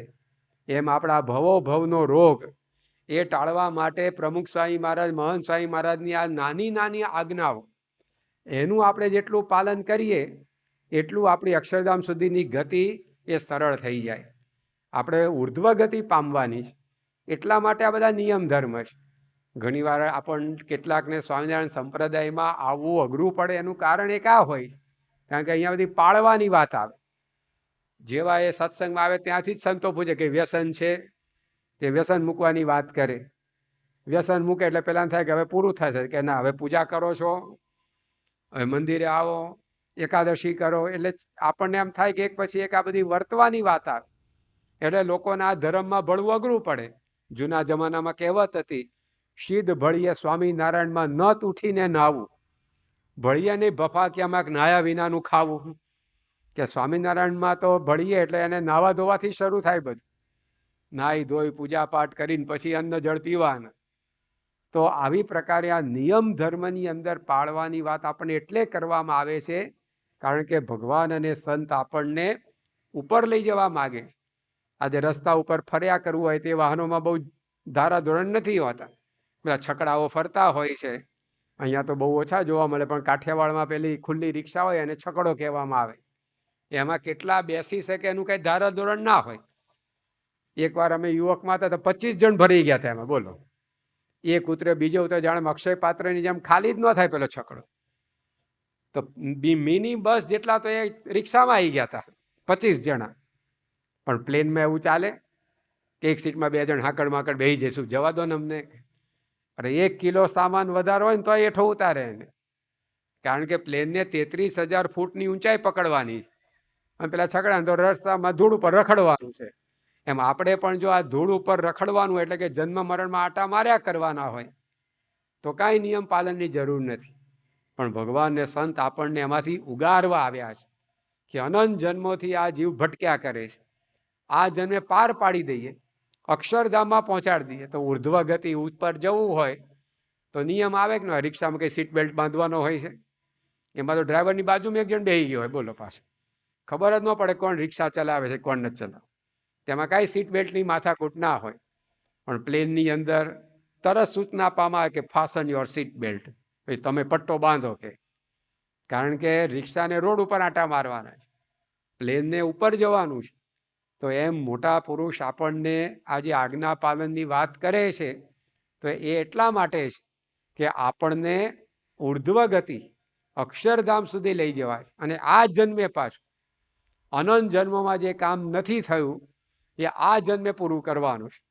50, 60, 70 વર્ષની અંદર એમાંથી અડધી તો જતી રહી પાછી મોટા ભાગના જિંદગી. હવે બાકી રહ્યા 25, 30 વર્ષ એની અંદર આપણે પાર પાડવાનું છે કામ. તો કેટલી સ્પીડ રાખવી પડે, અને જેટલી સ્પીડ વધારે તો બ્રેકે સોલિડ કરવી પડે કે ન કરવી પડે. રસ્તા ઉપર તમે જુઓ તો જેમ જેમ વાહનની ગતિ વધે તેમ તેમ એની બ્રેક પણ વધારે સોલિડ થતી જાય. ગાડામાં કોઈ દાડો બ્રેક જોઈ તમારે? ગાડામાં બ્રેકની માથાકૂટ જ નહીં. તોય કોઈ દાડો આપણે એવા સમાચાર નથી સાંભળ્યા કે 2 ગાડા ભટકાયા, એમાં 4 ધામમાં ગયા, 5ને દાખલ કર્યા છે. કારણ કે ગાડાની ગતિ જ નથી, તેને બ્રેકની એ કાંઈ જરૂર નહીં. પણ ગાડા કરતાં સાયકલની ગતિ વધી તો સાયકલમાં બ્રેક આવી તો કેટલાક શૂરવીરો વગર બ્રેકે સાયકલ ચલાવતા 2 પગ હેઠા રાખીને ઊભાઈ રાખી દે. પણ સ્કૂટરમાં એવો પ્રયોગ કરવા જાય તો એ ના ચાલે. સાયકલ કરતાં સ્કૂટરની ગતિ વધી તો સાયકલ કરતાં સ્કૂટરની બ્રેક પણ વધારે સોલિડ થઈ. પણ સ્કૂટર જેવી બ્રેક ખટારામ ન ચાલે પાછી, કારણ કે સ્કૂટર કરતાં ખટારાની ગતિ વધારે તો એની બ્રેક વધારે સોલિડ જોઈએ. પરંતુ ખટારા કરતાં ટ્રેનની બ્રેક વધારે સોલિડ જોઈએ, કારણ કે ખટારા કરતાં ટ્રેનની ગતિ વધારે છે. પણ ટ્રેન કરતાં વિમાનની બ્રેક વધારે સોલિડ જોઈએ, કારણ કે ટ્રેન કરતાં પ્લેનની ગતિ વધારે છે. તો જેમ જેમ સ્પીડ વધે તેમ તેમ બ્રેક પણ મજબૂત કરવી પડે. એમ અનંત જન્મોમાં જે કામ આપણું થયું નથી એ આ જન્મમાં પૂરું કરવું હોય તો સ્પીડમાં સત્સંગ કરવો પડે. તો જેટલી સ્પીડ વધારે એટલી બ્રેકે મજબૂત રાખવી પડે, નહીં તો ગાડી ઉથલી પડે, ભટકાઈ જાય ક્યાંક. એટલા માટે આપણને મોટા પુરુષોએ આ આજ્ઞા પાળવાની વાત કરીને ભગવાન સ્વામિનારાયણ કહે છે કે એ સંતની આજ્ઞા પ્રમાણે જે વર્તે એ આત્મસત્તા રૂપે વર્તે છે. તો આવું આત્મજ્ઞાન આવા મહંત સ્વામી મહારાજ જેવા સંતની આજ્ઞા પ્રમાણે વર્તવામાં થઈ જાય. અને આજે એવા સંતની દયા આપણી ઉપર એવી છે કે આપણું કામકાજ કરતા કરતા આપણે ન કરી શકીએ એવું એ કશું કરવાનું કહેતા નથી. આપણાથી થાય એવું જ આપણને કરવાનું કહે છે. આજે મહંત સ્વામી મહારાજ એમ કહેતા હોત કે ભાઈ તમે બધા વર્ષે દાડે 2-4 મહિના જંગલમાં જઈને ઊંધે માથે લટકીને તપ કરશો ને તો તમારું કલ્યાણ કરશું. તો આપણે કલ્યાણનો કાર્યક્રમ પોસ્ટપોન રાખવો પડે, ભાઈ આ જન્મે ફાવે એવું નથી, આવતા જન્મે આ વાત. પણ એ શું કહે છે, ક્યાંય જંગલમાં જે નૂંધે માથે લટકવાની જરૂર નથી, પણ રોજ આપણા ઘરની અંદર પલાઠી વાળીને 20 મિનિટ પૂજા કરજો, એમાં તમારું કલ્યાણ થશે. તો પૂજા કરવામાં શું અઘરું પડે? લ્યો, પૂજા કરવામાં કંઈ અઘરું પડે એવું છે? એમાં કંઈ દેહને ભીડો પડે એવું છે? એમાં કંઈ 25-50 રૂપિયાનો ખર્ચ થાય એવું છે? કાંઈ નથી. તો કેટલી સરળ વાત આત્મજ્ઞાન સિદ્ધ કરવા, જે દુનિયાભરના પુસ્તકો વાંચવાથી ન થાય એ રોજ 20 મિનિટની પૂજા કરવાથી થાય. આજે મહંત સ્વામી મહારાજ આપણને કહે છે કે 15 દિવસે એક એકાદશીનો ઉપવાસ કરવો. હવે એકાદશીનો ઉપવાસ કરવો શું અઘરું પડે? એમાં નિર્જળા તો કહેતા નથી, ફરાળ કરીને કરવાનું. તો એમાં ક્યાં કંઈ અઘરી પડે એવી વાત છે? પણ એ આપણને પાછું કઠે. એ ઘણા દસમથી વેધ લાગી જાય એકાદશીનો, કે કાલે એકાદશી, જાણે કે સૈન્ય ત્રાટકવાનું ને એવા ગભરાઈ જાય. પણ જો કેટલી સરળ વાત છે. આજે મહંત સ્વામી મહારાજે એમ કીધું હોત કે ભાઈ અષ્ટાંગ યોગની સાધના કરશો ત્યારે તમારું કલ્યાણ કરશો. હવે અષ્ટાંગ યોગ તો આ જન્મે સિદ્ધ થાય એવો જ નથી. 8 પ્રકારના પગથિયા ચડવાના આવે: યમ, નિયમ, આસન, પ્રાણાયામ, પ્રત્યાહાર, ધારણા, ધ્યાન ને સમાધિ. હવે ક્યારે પત્તો પડે? ખાલી આસનનો વિચાર કરો તો 84 પ્રકારના આસનો છે, જુદા જુદા. આપણા યોગાસનની વાતો સાંભળીએ છીએ ને, 84 પ્રકારના આસન છે. એમાંથી આસન સિદ્ધ થયું ક્યારે કહેવાય? તો વિદ્વાનો એવું કહે છે કે એક આસનમાં વ્યક્તિ 3.5 કલાક બેસી શકે તેને આસન સિદ્ધ થયું કહેવાય. આ પલાઠી વાળીને આપણે બેઠા છે ને એ સુખાસન કહેવાય, સૌથી સહેલામાં સહેલું આસન. એટલે એનું નામ જ સુખાસન, બધા સુખેથી કરી શકે એવું. પણ એ સુખાસન એ સિદ્ધ થાય એવું લાગે છે? 3.5 કલાક પલાઠી વાળીને હાલ્યા ચાલ્યા વગર બેસવાનું, તો એકમાંય આપણે પત્તો પડે એવો નથી. તો 84 આસન તો ક્યારે સિદ્ધ થાય? અને કદાચ કોઈ કરે તો 8માંથી 1 પગથિયું ચડ્યો, પાછા 7 તો બાકી જ રહ્યા. હવે એવી સાધના આપણને કરવાની કહી હોત મહંત સ્વામી મહારાજે તો ક્યાં પત્તો પડે? પણ એ શું કહે છે, કાંઈ આપણે એવા અષ્ટાંગ યોગ સિદ્ધ કરવા નથી, પણ અઠવાડિયે 1 વાર આપણી સભા થાય છે, એમાં જઈને પલાઠી વાળીને બેસવું, એમાં આપણું કલ્યાણ થાય, એમાં આત્મજ્ઞાન થઈ જાય. હવે સભામાં જવું શું અઘરું પડે એવું? જઈએ ત્યારે બધા પાથરણા પાથરેલા હોય, સભાઓમાં તો ઉપર આપણે પંખાઈ ફરતા હોય, અને છૂટીએ ત્યારે પ્રસાદે મળે. તેમાં ક્યાં કંઈ અઘરું પડે એવું ખરું? પણ તો એમાં પાછું આપણને આળસ આવી જાય. તો કેટલી બધી સરળ વાત કરી દીધી છે. આપણાથી ન થઈ શકે એવું કશું જ કરવાનું નથી. અને એમાંય ઓછું કરવાનું. તમે આમ ગણવા જાઓ તો આંગળી 1 હાથના વેઢા પણ વધી પડે એટલું ઓછું આપણે કરવાનું છે. જો ગણતરી કરો તો, ગણતરી આપણે કરીએ સત્સંગમાં શું કરવાનું છે, તો આપણા 1 હાથના 15 વેઢા હોય એ પણ વધી પડે એટલું ઓછું આપણે કરવાનું છે. એમાં પ્રાપ્તિ આટલી મોટી થઈ જાય, આત્મજ્ઞાન સિદ્ધ થઈ જાય, જીવનના વિક્ષેપ માત્ર ટળી જાય. તો જો શ્રીજી મહારાજે આ વાત કરી આપણને કે આપણા જીવનની અંદર જ્યારે આપણને આવું જ્ઞાન થાય કે હું આત્મા છું, ત્યારે આ પ્રશ્નો ઉકલે. પણ એ જ્ઞાન એમને એમ થયું નથી. એના માટે સંતના વચન પ્રમાણે આપણે જીવન બનાવવા. આજે આપણા સત્સંગમાં એવા સેંકડો નહીં, હજારો બાઈ ભાઈ હરિભક્તો છે કે જે પ્રાણના ભોગે શિર સાટે એ પોતે નિયમ ધર્મની અંદર વર્તે છે. તેમના જીવનમાં એવું આત્મજ્ઞાન સિદ્ધ થયેલું પણ આપણને દેખાય છે. એના શરીરમાં ગમે તેવા રોગાદિક પ્રશ્ન આવે પણ એમાં એની ધીરજ રહે, એના વેપાર ધંધાની અંદર કંઈ પણ આગુ પાછું થાય તેમ છતાં એની સ્થિરતા રહે. તો જો આ સત્સંગની અંદર પાછી આ વાતો કરી છે, બધી મૂર્તિમાન દેખાય છે. નાના નાના બાળકો આજે પૂજા કર્યા વિના પાણીનું ટીપું મોઢા મૂકતા નથી. 2 દિવસના ઉપવાસ કરી નાખે. ઘણી વાર પૂજા રહી ગઈ અને લોકો પર્યટનમાં જતા રહ્યા હોય કે પૂજા કર્યા વગર પાણી ન પીવાય. 2 દિવસ ઉપવાસ કરેલો, 3જા દિવસ ઘેર આવીને પૂજા કરીને પાણી પીવે. દેશ પરદેશમાં બધે, ત્યાં પરદેશમાં તો કોકને રવિ સભા ભરવા જવું હોય ને તો 100-150 માઇલનું અંતર કાપવું પડે. 1 માઇલ એટલે 1.5 કિલોમીટર, 100 માઇલ એટલે 150 કિલોમીટર દૂર રવિ સભા થતી હોય. પણ એ રવિ સભાની અંદર હરિભક્તો જાય. તો કેવી ભગવાનના સંતના વચન પ્રમાણે વર્તવાની શ્રદ્ધા. એના જીવનની અંદર ગમે તેવી પરિસ્થિતિ આવે. આપણા કેટલાક હરિભક્તો અમેરિકાની અંદર હતા, કેસી પટેલ વગેરે, તો એ લોકો ત્યાં રહે તો એમના જે કંઈ ઓળખીતા પાળખીતા હોય એના ત્યાં કંઈક આમંત્રણ આવ્યું હોય તો જવું પડે. તો એક વખત આ બધા હરિભક્તો 2-4 જણા હતા, એ કોકનું આવું ફંક્શન હતું, કાર્યક્રમ, ત્યાં ગયા. હવે ત્યાં તો બધો દારૂ એ પીવાતો હોય, માંસાહારે ચાલતો હોય, એ બધું તો સત્સંગીઓ કંઈ ખાઈ પીવે નહીં. એટલે એક બાજુ બેઠા હતા, ખાલી સંબંધ સાચવવા મોઢું બતાવવા જઈ આવ્યા હતા. પણ એમને એમ બેઠા હતા એટલે કોકે પૂછ્યું કે તમારે કંઈ લેવું નથી કંઈ? તો કે ના, અમે સત્સંગી છીએ, એટલે આવું માંસાહાર વગેરે વાળું હોય કે દારૂ વગેરે હોય તો અમે કંઈ ખાતા પીતા નથી. તો પેલા શું પૂછે કે તમે કેટલા વર્ષથી અમેરિકામાં છો? તો કે અમે તો 15 વર્ષથી રહીએ છીએ. તો કે હજી સુધર્યા નહીં? કે જાણે આમ ખાવા પીવાનું ચાલુ કરે એટલે સુધરી ગયા એવું ગણતા હોય લોકો, કે હજી સુધર્યા નહીં? 15 વર્ષ અમેરિકામાં થયા ને હજી તમે બાટલી ચડાવતા થયા નથી, હજી તમે માંસના લોચા ખાતા થયા નથી. પણ એ હરિભક્તો કે ભાઈ ના, અમારા ગુરુએ આજે આ નિયમ આપ્યા છે એ પ્રમાણે અમે રહીએ છીએ. તો જો આવી દ્રઢતા, કરેજ ટુ સે નો, ના પાડવાની હિંમત કેળવવી પડે આ નિયમ પાળવાની અંદર. એમને કંઈ પડાતા નથી. પેલા અભયસિંહ દરબાર હતા અને જામનગરના રાજ્યની કચેરીમાં ગયા અને ત્યાં આગળ એમને આગ્રહ થયો કે તમે આ દારૂની પ્યાલી પીવો. હવે આ અભયસિંહ તો નાના રાજા કહેવાય અને જામનગર સ્ટેટ તો મોટું કહેવાય, પરંતુ અભયસિંહે સવિનય ના પાડી કે ભાઈ જે જીભે હું સ્વામિનારાયણનું નામ લઉં છું એ જીભ ઉપર મારાથી દારૂનું ટીપું મુકાશે નહીં. તમારે જો મને દારૂ પાવો જ હોય તો તલવારથી ગળું ઉડાડી દો અને પછી ધડની અંદર જેટલો તમારે દારૂ રેડવો એટલો રેડજો, બાકી આ જીભે ઉપર દારૂનું ટીપું નહીં મુકાય. તો એમની આવી દ્રઢતા જોઈ અને એ જામનગરના નરેશ હતા એ રાજી થઈ ગયા કે ધન્ય છે તમને, તમારા જેવા રાજાઓ મારા રાજ્યમાં વસે છે જે શિર સાટે નિયમ ધર્મ પાળે છે. તો જો નિયમ પાળ્યા તો લોકોને એમના માટેનો આદર પણ વધ્યો. આજે બધાને સારી વાત ગમતી તો હોય જ છે, ભલે પોતે વર્તી ન શકતા હોય. ગમે તેવો આળસુ શેઠ હોય પણ એને નોકર તો મહેનતું જ જોઈએ. જોજો, કારણ કે મહેનતનો ગુણ બધાને ગમતો હોય. ગમે તેવો દારૂડિયો બાપ હોય પણ એ પોતાની દીકરી માટે મુહૂર્ત્યો તો નિર્વ્યસની જ ગોતે પાછો, કે જમાઈ હારો હોવો જોઈએ, પણ તું તાર બાટલી ઢીચવાનું મૂકને, કે હું નથી મૂકી શકતો. પણ એને ખબર છે કે સારું શું કહેવાય ને ખોટું શું કહેવાય. ગમે તેવો અપ્રામાણિક માણસ હોય, હોદ્દેદાર હોય, પણ એને સેક્રેટરી તો પ્રામાણિક જ જોઈએ. પોતે ગમે તેવા કૌભાંડો કરતો હોય પણ કે સેક્રેટરી પ્રામાણિક જોઈએ, આપણું ઊંધું ન મારવો જોઈએ.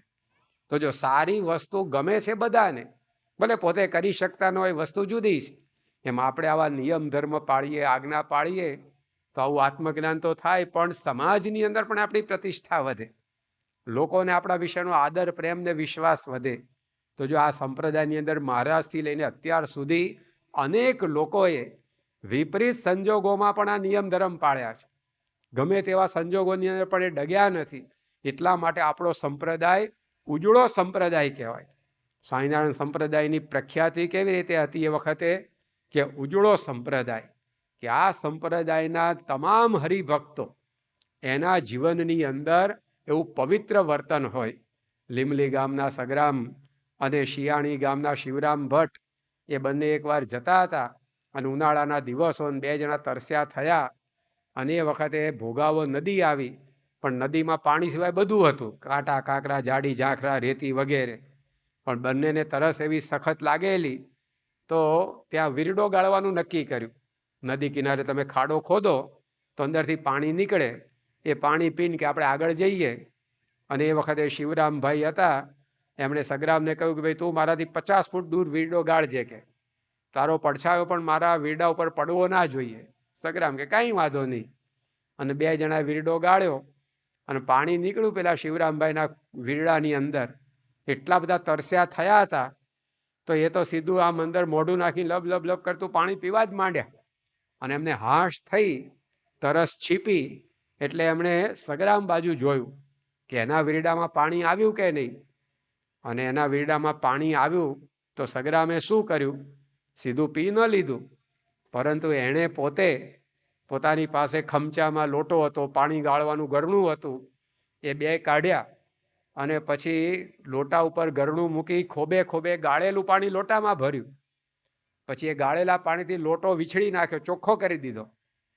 પછી વળી પાછું એ ગાળેલું પાણી લોટામાં ભર્યું અને 2 મિનિટ મહારાજની મૂર્તિનું ધ્યાન કરી અને અધ્ધરથી પાણી પીધું.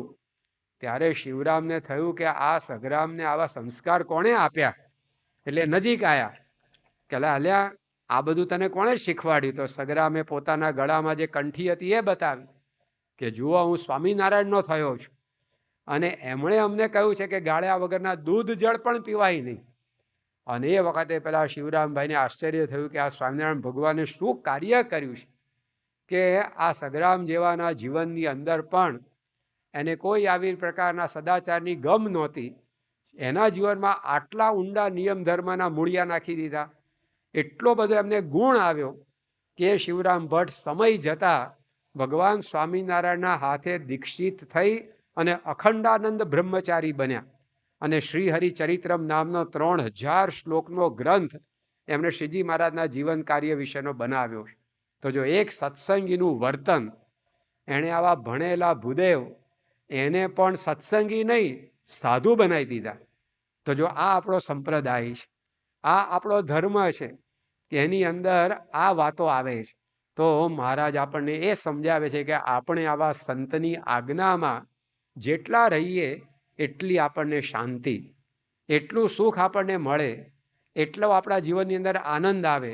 ભગવાન સ્વામિનારાયણે જેતલપુરના 5મા વચનામૃતમાં કહ્યું કે જો તમે અમારા વ્રત અને ટેક એ બરાબર પાળશો તો 7 દકાળી જેવું દુઃખ આવશે, એમાં પણ અમે તમારી રક્ષા કરીશું.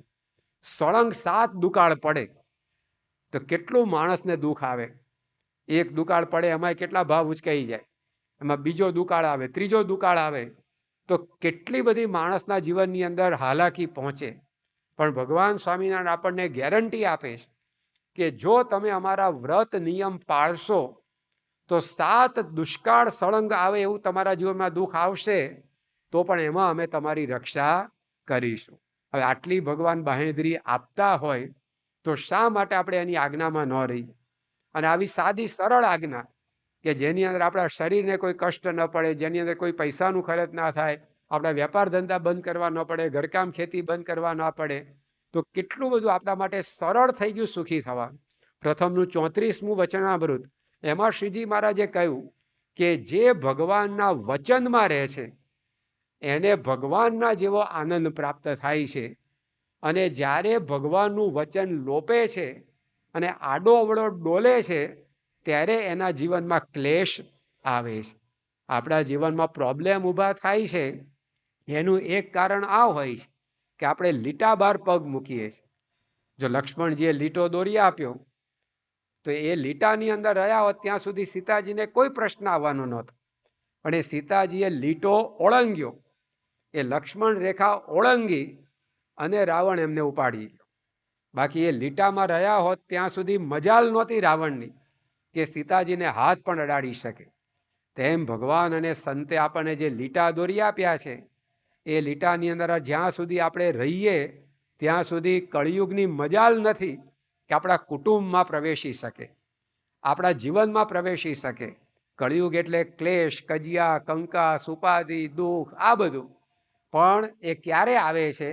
જ્યારે આપણે લાલચને, લોભને, મનને વશ થઈને કંઈક આવા નિયમ લોપીએ ત્યારે પછી આપણા કુટુંબની અંદર પ્રવેશે. એટલા માટે સંતોએ ગાયું કે કલી મેં સાચો સતયુગ આવ્યો, સ્વામિનારાયણ દેવ પ્રગટ ભયે, મુનિ મન મરમ જનાયો. ભગવાન સ્વામિનારાયણે કળિયુગમાં સતયુગ સ્થાપી દીધો, આ નિયમ ધર્મ આપી કે જે એની અંદર વર્તશે એનાથી જીવનમાં કોઈ દિવસ કળિયુગ આવશે નહીં. તો જો અહીંયા મહારાજે આપણને એ સમજાવ્યું તો આપણે આ સુખનો ઉપાય, વિક્ષેપ ટાળવાનો ઉપાય આત્મજ્ઞાન છે. પણ એ આત્મજ્ઞાન આવા સંતની આજ્ઞા પ્રમાણે વર્તવાની અંદર મળે છે. માટે એનો આપણે ખાસ આગ્રહ રાખવો. આ સ્વામિનારાયણ સંપ્રદાયની અંદર, આપણા BAPS સંસ્થાની અંદર આપણા ગુરુઓએ વર્તીને બતાવ્યું છે. પ્રમુખ સ્વામી મહારાજ કહો કે મહંત સ્વામી મહારાજ કહો, દુનિયાભરમાં વિચર્યા અને વિચરે છે, પરંતુ કોઈ જગ્યાએ પોતાના નિયમની અંદર સમાધાન કર્યું નથી. આજે 91 વર્ષે મહંત સ્વામી મહારાજ રોજ 1.5 કલાક પૂજા પાઠ કરે છે. તેમને જોઈને આપણને ખ્યાલ આવી જાય કે આપણે પણ આ કરવાનું હોય. ભાગવતની અંદર વાત આવે છે કે કૃષ્ણ ભગવાનને લેવા માટે પેલા અક્રૂર આવ્યા રથ લઈને, અને ગોપીઓને ખબર પડી કે આ તો હવે કૃષ્ણને લઈ જશે ગોકુળથી મથુરા, અને કૃષ્ણ તો આપણું જીવન છે, એના વગર આપણે જીવીએ કેવી રીતે? એ ગોપીઓએ નક્કી કર્યું કે આપણે રથની આડા સૂઈ જઈશું અને કૃષ્ણને કહીશું કે તમારે જો મથુરા જવું હોય તો અમારી ઉપરથી રથ પસાર કરીને જાઓ, અમારા શરીરમાં પ્રાણ હશે ત્યાં સુધી અમે તમને જવા નહીં દઈએ. અને આવું મનમાં ઠરાવ કરીને બીજે દિવસે બધી ગોપીઓ રસ્તા ઉપર આવીને બેસી ગઈ. અને કૃષ્ણ ભગવાન રથમાં બેસી અને મથુરા જવા તૈયાર થયા. અને એમણે જોયું તો સામે બધી ગોપીઓ બેઠી હતી. તે વખતે ગોપીઓએ પણ કૃષ્ણ ભગવાનની આંખ સામે જોયું. અને ભાગવત લખે છે, મહારાજે પણ કાર્યાણીના 11મા વચનામૃતમાં ઉલ્લેખ કર્યો કે એ ગોપીઓ ભગવાનની આંખ સામે જોઈ અને મરજી સમજી ગઈ કે હવે ભગવાનને ગોકુળમાં રહેવું નથી, પરંતુ મથુરા જઈ કંસ, ચાણૂર, કુવલિયાપીડ વગેરે અસુરોનો સંહાર કરી અને ભક્તોને સુખ આપવું છે. તો આટલો પોતાના મનમાં ઠરાવ હતો, તેમ છતાં પણ એ ગોપીએ ભગવાનને રસ્તો કરી આપ્યો કે ભગવાન આપ સુખેથી પધારો. તો આંખ સામે જોઈને ગોપીઓ સમજી ગઈ કે ભગવાનને આપણી પાસે શું કરાવવું છે. હવે આપણે તો આંખ સામે જોઈને સમજવાનું નથી. આજે મોહન સ્વામી મહારાજ 91મા વર્ષે પણ એકાદશી કરતા હોય તો આપણે હવે કે આંખ સામે જોઈને સમજવાનું એકાદશી કરવાની? એમનું જીવન જ આપણને સમજાવે છે. એ જો 91મા વર્ષે તિલક ચાંદલા સહિત પૂજા પાઠ કરતા હોય તો આપણે આંખ સામે જોઈને મરજી સમજવાની કે એમને રોજ આ પ્રત્યક્ષ જોઈને સમજવાની. એ જો 91મા વર્ષે પણ સભાની અંદર હાજર રહેતા હોય તો પછી આપણે અઠવાડિયાના 168 કલાકમાંથી 2 કલાક અઠવાડિયે સભા માટે કાઢવા, એમની આંખ સામે જોઈને સમજવાનું રહ્યું કે એમનું જીવન જોઈને. તો આપણે તો સામે મૂર્તિમાન દેખાય છે આપણા ગુરુઓનું જીવન. તો એમાં જેટલા આપણે રહીશું એટલું આવું આત્મજ્ઞાન આપણને થશે. તો એ વાત શ્રીજી મહારાજે કરી. હવે મુક્તાન સ્વામીએ જે પ્રશ્ન પૂછ્યો હતો એમાં હવે બીજી અમૃત કટોરી એ મહારાજ આપણને પીવડાવવા આવે છે. આ પારાયણનું શીર્ષક શું છે? વચનામૃતનું પંચામૃત. પંચામૃતમાં 5 વાત આવે. દૂધ આવે, દહીં આવે, ઘી આવે, મધ આવે, સાકર આવે. તેમાં પહેલું અમૃત આત્મજ્ઞાનનું શ્રીજી મહારાજ આપણને પીવડાવે. હવે આપણા જીવનને વિક્ષેપ રહિત કરવા માટે, આપણા જીવનમાંથી પ્રશ્નો હલ કરવા માટે શ્રીજી મહારાજે બીજી વાત કરી કે માયિક એવા જે પદાર્થ માત્ર તેના નાશવંતપણાનું અનુસંધાન. પહેલામાં જાતના જ્ઞાનની વાત આવી કે હું આત્મા છું, જાતનું જ્ઞાન, આપણે પોતે કોણ છીએ એની વાત આવી. હવે આ બીજામાં જગતનું જ્ઞાનની વાત આવે. જાત પછી જગતને પણ સમજવાનું છે. હું આત્મા છું એ આપણે જાતને સમજ્યા કહેવાય. પરંતુ એની સાથે સાથે શ્રીજી મહારાજ કહે છે કે જે જગતમાં આપણે રહીએ છીએ એ જગત કેવું છે એનું પણ જ્ઞાન જો થાય, એની પણ સમજ આપણા જીવનમાં આવે તો આપણા જીવનમાંથી વિક્ષેપો ટળી જાય છે. તો એમાં એ જગતનું ચિત્ર આપણને શું સમજાવ્યું કે માયિક એવા જે પદાર્થ માત્ર, એટલે કે આ જગત માત્ર એના નાશવંતપણાનું અનુસંધાન.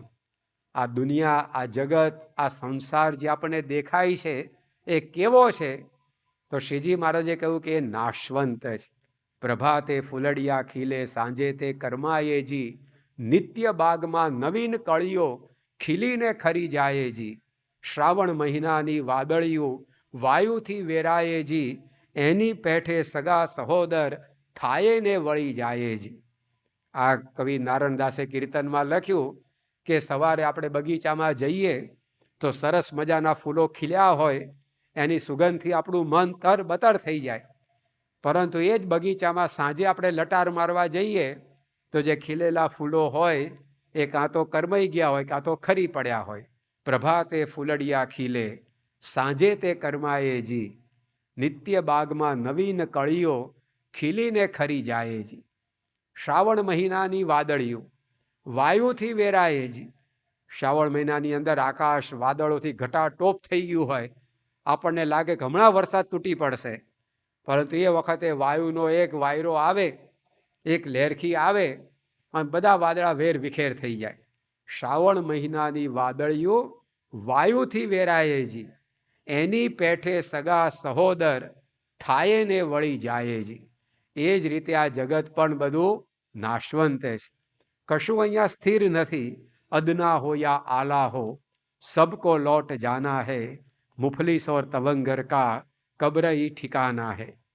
તો આ વાત કરી, ગમે તે વ્યક્તિ હોય પરંતુ કશું અહીંયા સ્થિર નથી. આપણા લોકનું નામ જ શું છે? મૃત્યુલોક. આ બ્રહ્માંડ છે 14 લોકનું બ્રહ્માંડ છે. ઉપર 7 માળ છે, નીચે બેઝમેન્ટમાં 6 માળ છે, અને આપણે વચ્ચે ગ્રાઉન્ડ ફ્લોર ઉપર છે મૃત્યુલોક. એનું નામ શું આપ્યું છે ભગવાને? મૃત્યુલોક. તો આ લોકમાં જે આવશે એને શું મળવાનું? મૃત્યુ તો મળવાનું જ છે. બીજું બધું મળે કે ન મળે. અમેરિકન વિઝા કોકને મળે ખરા, કોકને નોય મળે. BMW મર્સિડીઝ તો કોકને મળે ખરી, કોઈને નોય મળે. પણ આ તો બધાને મળવાનું. કારણ કે આમની ઉપર બોર્ડ જ આ માર્યું છે કે શાકભાજીનું બોર્ડ માર્યું હોય તો અંદરથી શું મળે? દુકાનમાંથી શાકભાજી. કાપડની દુકાનનું બોર્ડ માર્યું હોય તો અંદરથી શું મળે? કાપડના તાકા મળે. એવી જ રીતે આ લોકને ભગવાને મૃત્યુ લોકનું ટાઇટલ આપ્યું.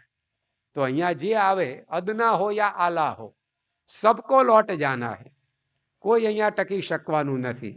હરિલીલાવતમાં લખ્યું કે પગ પર્વત ઠેલી પાડતા, નભ તારા નખથી ઉખાડતા, કરી અંજલિ સિંધુ પી જતા, નવ જાણે જન કોઈ ક્યાં હતા.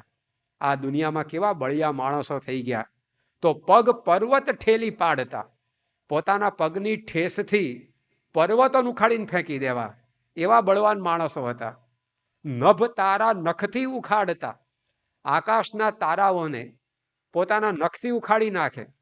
એટલે કે સ્વર્ગ સુધી પોતાની સત્તાના સીમાડાઓ વિસ્તારેલા એવા બળવાન માણસો આ પૃથ્વી ઉપર થઈ ગયા. પણ નવ જાણે જન કોઈ ક્યાં હતા. આજે ખબર નથી કે માણસો ક્યાં છે. અરે માણસો ક્યાં શું, એની રાખ ક્યાં છે એની પણ કોઈને ખબર નથી. દિલ્હીની અંદર સમ્રાટ અકબર થઈ ગયા. શું નામ પાડ્યું હતું એમના સંબંધીએ? અકબર. એની કબર જ ના થાય, પણ અકબરની એ કબર થઈ ગઈ. કબર ક્યાં છે એની કોઈને ખબર નથી. તો આવી પ્રકારનો આ સંસાર છે. સ્વામી એમની વાતોમાં લખ્યું કે આપણી નાતમાં 100 વર્ષ પહેલાનું અત્યારે કોઈ નથી, અને અત્યારે જે છે એમાંથી 100 વર્ષ પછી કોઈ રહેવાનું નથી. તો આ શું સમજાવે છે? કે માઇક એવું આ જગત એ નાશવંત છે, પરિવર્તિની સંસારે. આ સંસાર પરિવર્તનશીલ છે, એની અંદર આવેલું કશું સ્થિર નથી. 50 વર્ષ પહેલાનું આજે નથી, આજે છે 50 વર્ષ પછી નહીં હોય. તો આ પ્રકારનું એ આ જગતનું તંત્ર છે. એ શ્રીજી મહારાજ એ આપણને એ સમજાવવા માગે છે. મોટી મોટી સંસ્કૃતિઓ એક જમાનામાં હતી. સારંગપુર તમે જાઓ અહીંયાથી તો વચ્ચે લોથલ આવે છે, હેરિટેજ પ્લેસ. પરંતુ એ લોથલની અંદર એક જમાનામાં મોટી સંસ્કૃતિ વિકસેલી, પણ આજે એ ત્યાં આગળ બધા એના અવશેષ માત્ર બચ્યા છે. સારંગપુરથી તમે ભાવનગર બાજુ જાઓ તો વચ્ચે વલભીપુર આવે છે. તે વલભીપુરમાં એક જમાનામાં વલભી સંસ્કૃતિ મોટી હતી, પરંતુ આજે એ સંસ્કૃતિ પણ નામ શેષ થઈ ગઈ. તો આ દુનિયાની અંદર જે છે એ બધું નષ્ટ ભ્રષ્ટ ધ્વસ્ત અને અસ્ત થયા વિના રહેતું નથી. તો મહારાજ કહે છે કે આવી પ્રકારે એ આ જગતના વિશે પણ એ દ્રષ્ટિ આપણે કેળવવાની છે. ગૌતમ બુદ્ધ પોતે ઘણીવાર એવી વાત કરતા કે સ્મશાનમાં બેસીને રોટલો ખાતા શીખો. એટલે કે ટિફિન લઈને ત્યાં જવાનું નથી, પણ મરણનું સ્મરણ રાખીને જીવન જીવો. શ્રીજી મહારાજે પણ અંત્યના 30મા વચનામૃતમાં કહ્યું કે આ ઘડી અને આ ક્ષણમાં મરી જાવ છે, એનો કોઈ વિલંબ જણાતો નથી. ત્યારે આપણને એમ થાય કે ભાઈ લાંબુ જીવવાની વાતની જગ્યાએ આવું કેમ મહારાજ આપણને શીખવાડે છે? આપણે આમ શતાયુ થાવ, દીર્ઘાયુ થાવ, એવા આશીર્વાદની જગ્યાએ આવું અનુસંધાન રાખવાની કેમ વાત કરે છે? પરંતુ આ વિચાર, જેને શાસ્ત્રોમાં સાંખ્ય વિચાર કહ્યો છે, કે આ જગત નાશવંત છે, એ કયો વિચાર છે? તો સાંખ્ય વિચાર છે. એ જગત આવું છે, એની અંદર કશું સ્થિર નથી.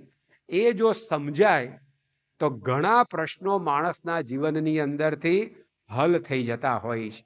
આજે આપણને રડાવે છે કોણ? ડરાવે છે કોણ? તો આસક્તિ આપણને રડાવે છે, આસક્તિ આપણને ડરાવે છે. હરિલીલામૃતમાં લખ્યું, નિજનું કરી જે મનાય છે, ક્ષય થાતા દિલ દુઃખ થાય છે. મમતા જો મનમાં ન હોય તો દિલ દુઃખ ન ધરે કોઈ. તો જે પોતાનું કરીને માણસને મનાય છે, નિજનું કરી જે મનાય છે, ક્ષય થાતા દિલ દુઃખ થાય છે. જે પોતાનું કરીને મનાયું એનો જ્યારે નાશ થાય ત્યારે માણસને દુઃખ થાય છે. મમતા જો મનમાં ન હોય તો, પણ જો માણસના મનમાં આ જગત પ્રત્યે મમતા ન હોય, આસક્તિ ના હોય, તો દિલ દુઃખ ન ધરે કોઈ તો એના દિલની અંદર કોઈ દુઃખ થતું નથી. આપણે ઘણીવાર ટપાલીને જોતા હઈશું, એ ટપાલી પોતાના ઇસ્કોતરાની અંદર લગ્નની કંકોત્રી, મરણના કાગળ ને બધું લઈને ફરતો હોય. હવે કોકના ઘરમાં જઈને લગ્નની કંકોત્રી આપે, તે ઘરમાં આનંદ ઉલ્લાસ છવાઈ જાય કે આપણા ફલાણા સંબંધીના લગ્ન છે ને આમ માલશું, તેમ કરશું, ફલાણું કરશું, ટીકણું કરશું, બધા જાત જાતના વિચારે ચડી જાય. પણ ટપાલી કોકના ઘરમાં જઈને મરણનો કાગળ આપે, તે ઘરની અંદર શોક છવાઈ જાય કે આપણા નિકટના સ્વજન હતા ને બહુ સારા હતા ને આપણી વચ્ચેથી જતા રહ્યા, તો ત્યાં આગળ શોક છવાઈ જાય. હવે એ મરણનો કાગળ ને એક લગ્નની કંકોત્રી એ બે ટપાલીના હાથમાં હોય છે કે નથી હોતા? પણ એને લગ્નની કંકોત્રી હાથમાં હોય તો આનંદ નથી હોતો, મરણનો કાગળ હાથમાં તેનો શોક નથી હોતો. કેમ નથી હોતો? કારણ કે એને લગ્નની કંકોત્રી હાથમાં છે, પણ ખબર છે કે આ જેના લગ્ન છે, જે ઉગલવાનો છે, એની જોડે આપણે કંઈ નાવા નીચવાનો સંબંધ નથી, એમાં આપણે કંઈ લાડવા ઠટકારવા જવા નથી, તો એને એનો આનંદ નથી. મરણનો કાગળ એના હાથમાં છે, પણ એને ખબર છે કે આ જે ઉપડી ગયા એની જોડે આપણે કોઈ સ્નાન સૂતકનો સંબંધ નથી, આમાં કંઈ આપણે છાતી કૂટવા જવાનું નથી, તો એના એ જ કાગળ એના હાથમાં છે, પણ મમતા નથી એની સાથે, તેને દુઃખય નથી ને સુખય નથી. પણ સામેવાળા જે છે એ જે તેની સાથે મમતા બાંધી બેઠા હતા, તો એને લગ્નની કંકોત્રીથી આનંદ, મરણના કાગળથી શોક. તો મમતા જો મનમાં ન હોય તો આપણે જગતમાં ભલે રહીએ, પણ એ જગતના પદાર્થો પ્રત્યેની આસક્તિ એ આપણને રડાવે છે, એ આપણને ડરાવે છે. એ આસક્તિ ક્યારે ટળે? જો આ જગત આવું નાશવંત મનાય તો. કારણ કે અહીંયા આવેલું કશું સ્થિર નથી, તો પછી એની અંદર મમતા બાંધવાનો કોઈ અર્થ જ નથી. એકવાર તે બધું જવાનું જ છે. રેલવેની અંદર આપણે બધાએ મુસાફરી કરી હશે, અમે 10, 12, 15 કલાકની મુસાફરી હોય ત્યારે તો આપણે ભાથાના ડબ્બા ભેગા લઈને ગયા હોઈએ, અને જ્યારે સમય થાય ખાવા પીવાનું બધું ખોલીએ તો સામે મુસાફરો બેઠા હોય, તો એને આપણે આપણું આપીએ, એ પાસે એનું આપણને આપે ને બધું આનંદ કિલ્લો કરતા મુસાફરી કરીએ. પણ આપણું સ્ટેશન ઉતરવાનું આવે ત્યારે આપણે પછી રડારોડ કરીએ છીએ કે હવે તમારી જોડે 15 કલાક રહ્યા ને ભેગા ખાધું પીધું ને વાતોચીતો કરીને હવે મારું ઉતરવાનું આવ્યું ને એમ કંઈ કોઈ પોક મૂકે છે? બધા તો આપણે રેલવેમાં બેઠા ને સામેવાળો ઉતરે તોય આપણે પોક નથી મૂકતા, કારણ કે પહેલેથી ખબર હતી કે ભાઈ આ પરમેનન્ટ નિવાસ સ્થાન નથી, આ રેલવે ડબ્બો એ કંઈ આપણું કાયમી સરનામું નથી, આમાંથી વહેલા મોડા બધાએ ઉતરવાનું જ છે. તો 15 કલાક ભેગા રહ્યા, પણ જ્યારે છૂટા થવાનું આવ્યું ત્યારે કોઈ શોક નહીં. તેવી જ રીતે આ જીવન યાત્રાની અંદર પણ ઋણ સંબંધે બધા ભેગા થાય, પદાર્થો, વ્યક્તિઓ વગેરે બધું, પણ જ્યારે સમય આવે ત્યારે બધું નીકળવાનું જ છે. તો એવું જો અનુસંધાન હોય તેમાં આસક્તિ ના થાય, આસક્તિ ના થાય તેમાં મોહ ન વળગે, મોહ ન થાય તો પછી એ જાય ત્યારે એનું દુઃખ ના થાય, તેનો કોઈ વિક્ષેપ ન આવે. તો જો આ સાંખ્ય વિચાર એ એક્સરે જેવી દ્રષ્ટિ છે. ફોટો હોય ને, ફોટામાં બધાને મોહ થાય, પોતાનો હોય કે બીજાનો, બીજાને આમ વધારે થાય, પાછા ચોપડીઓ મંતાડીને રાખે છોકરાઓ, મોબાઈલમાં રાખે. તો આ રીતે ફોટો છે ને એમાં મોહ થાય, એના પછી આલ્બમો બનાવે માણસો, બરાબર ને? પરંતુ એક્સરેની અંદર મોહ થાય છે. એક્સરેનું આલ્બમ હોય છે કોઈની જોડે કે 85 પગ ભાંગ્યો એ વખતનો આ એક્સરે, પછી 94માં હાથ ભાંગ્યો એનો આ એક્સરે. તો એક્સરેની પટ્ટીનો ઉપયોગ શેમાં કરીએ આપણે? ઘરમાં કચરો વાળીને કચરો ભેગો કરવામાં વપરાય એક્સરેની પટ્ટી. તો જો આપણો જ પોતાનો એક્સરે છે, પણ કેમ એમાં મોહ થતો નથી? એને કોઈ મઢાઈને રાખતું નથી આ એક્સરેની પટ્ટીઓને, કારણ કે અંદરનું દેખાડે છે કે ભાઈ બહારથી આ બધું સારું દેખાય છે, પરંતુ અંદર તો આવું જ છે, હાડકાન પાત ને પરું, એટલે મોહ ઉતરી ગયો બધો, આપણા જ શરીરમાંથી મોહ ઉતરી જાય, એટલે અંદરનું દ્રષ્ટિ દેખાય ત્યારે. તો એમ આ સાંખ્યનો વિચાર એક્સરે દ્રષ્ટિ છે કે આ જગત ઉપરથી બધું સારું દેખાય, પણ એ અંતે નાશવંત છે, એમાંથી કશું સાથે નથી આવવાનું. તો આવો જો વિચાર એ આપણા જીવનની અંદર રહે, તો શ્રીજી મહારાજ કહે છે કે એના જીવનની અંદર એ વિક્ષેપો એ ટળે છે. ગુણાતીતાનંદ સ્વામીએ એમની પહેલા પ્રકરણની બીજી વાતમાં લખ્યું કે સુખિયા રહેવાને અર્થે સાંખ્ય વિચાર કરવા શીખવો, અને સાંખ્ય વિના 3 તાપનું દુઃખ મટે નહીં. ગઈકાલે આપણે વાત કરીને 3 તાપમાં દુનિયા શેકાઈ છે: અધ્યાત્મ, અધિભૂત ને અધિદૈવ. તે 3 તાપનું દુઃખ મટાડવા શું કરવું?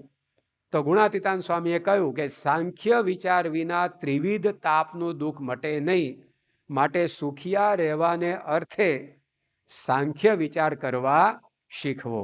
બીજી ગુણાતીતાન સ્વામી બીજા પ્રકરણની 24મી વાતમાં કહે છે કે સર્વ ક્રિયામાં નાશવંતપણાનું અનુસંધાન રાખવું તો દુઃખ ન થાય. ત્યાર પછી ગુણાતીતાન સ્વામીએ ચોથા પ્રકરણની 117મી વાતમાં કહ્યું કે સાંખ્ય અને યોગ બેમાંથી એક હોય તો આ જીવ સુખીઓ થઈ જાય.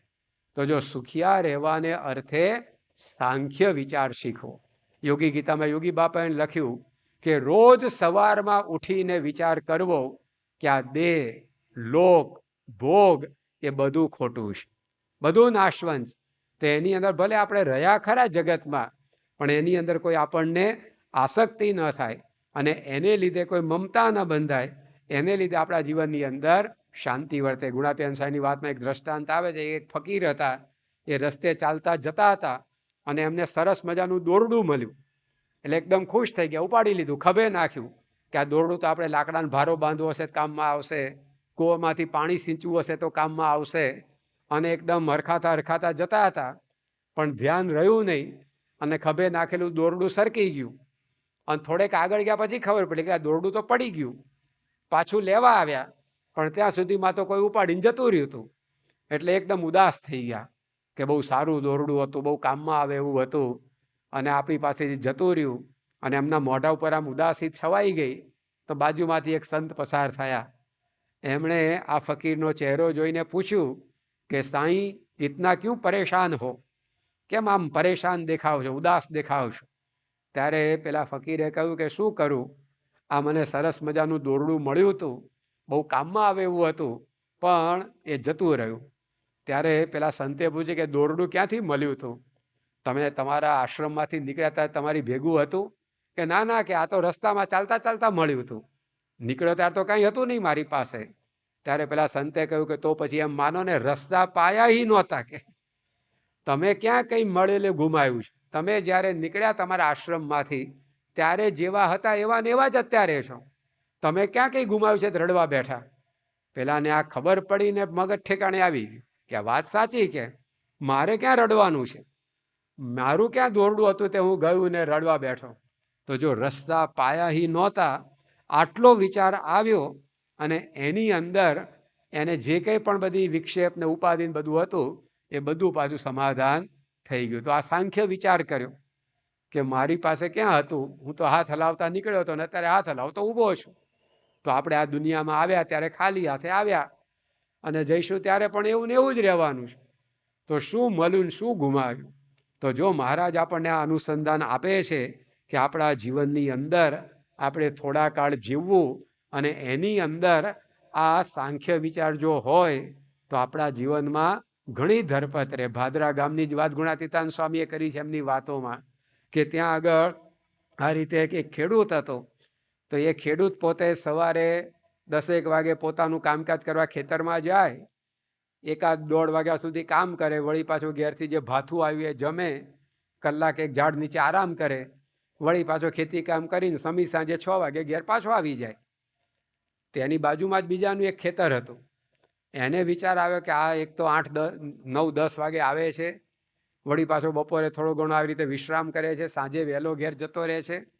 લાવ એને જઈને વાત કરું કે જો એ સવારે 8 વાગ્યાથી આવીને સાંજના 7-8 વાગ્યા સુધી કામકાજ કરે તો ઘણો બધો એને લાભ થઈ જાય. એટલે બપોરે ભાથું જમીન પેલો ઝાડ નીચે લંબાઈને પડ્યો હતો, એની પાસે બાજુવાળો ખેતરવાળો આવ્યો અને આને જગાડ્યો. પેલો કે કેમ અહીંયા આવ્યા? તો કે તને એક સલાહ આપવા આવ્યો છું, શિખામણ આપવા આવ્યો છું. કે શું શિખામણ છે? તો કે હું જોઉં છું કે તમે છે ને 9-10 વાગે કામે ચડો છો અને સાંજે 6 વાગે તો ઘર ભેગા થઈ જાઓ છો. આટલી સારી જમીન છે સોનાની લગડી જેવી, તો તમે સવારે 8 વાગ્યાના આવીને મહેનત ચાલુ કરી દો, હળ ચલાવવાનું ચાલુ કરી નાખો અને સાંજે 7-8 વાગ્યા સુધી કામકાજ કરો ખેતરમાં. એટલે કે હું આવું કામ કરું તો શું થાય? એટલે કે શું થાય શું? તમે આટલી વધારે મહેનત કરો તો વધારે પાકે. તો કે વધારે પાક થાય તો એનાથી શું થાય? એટલે કે આ મૂરખનું જામ લાગે છે, કે વધારે પાક પાકે તો વધારે પૈસા આવે વેચીએ તો. તો પેલાએ કહ્યું કે વધારે પૈસા આવે તો શું કરવાનું? એટલે કે વધારે પૈસા આવે તો સરસ મજાનું મકાન થાય, એ મકાનની અંદર સરસ મજાનો પલંગ આવે, અને પલંગ ઉપર એવું આમ 5 ઇંચનું જાડું ગાડલું હોય, અને તમે આમ પડો ને ભેગા ઊંઘ આવી જાય. કે એટલે કે એ તો મને અહીંયા ઝાડ નીચે ઢેફા ઉપર આવે છે ક્યાંક.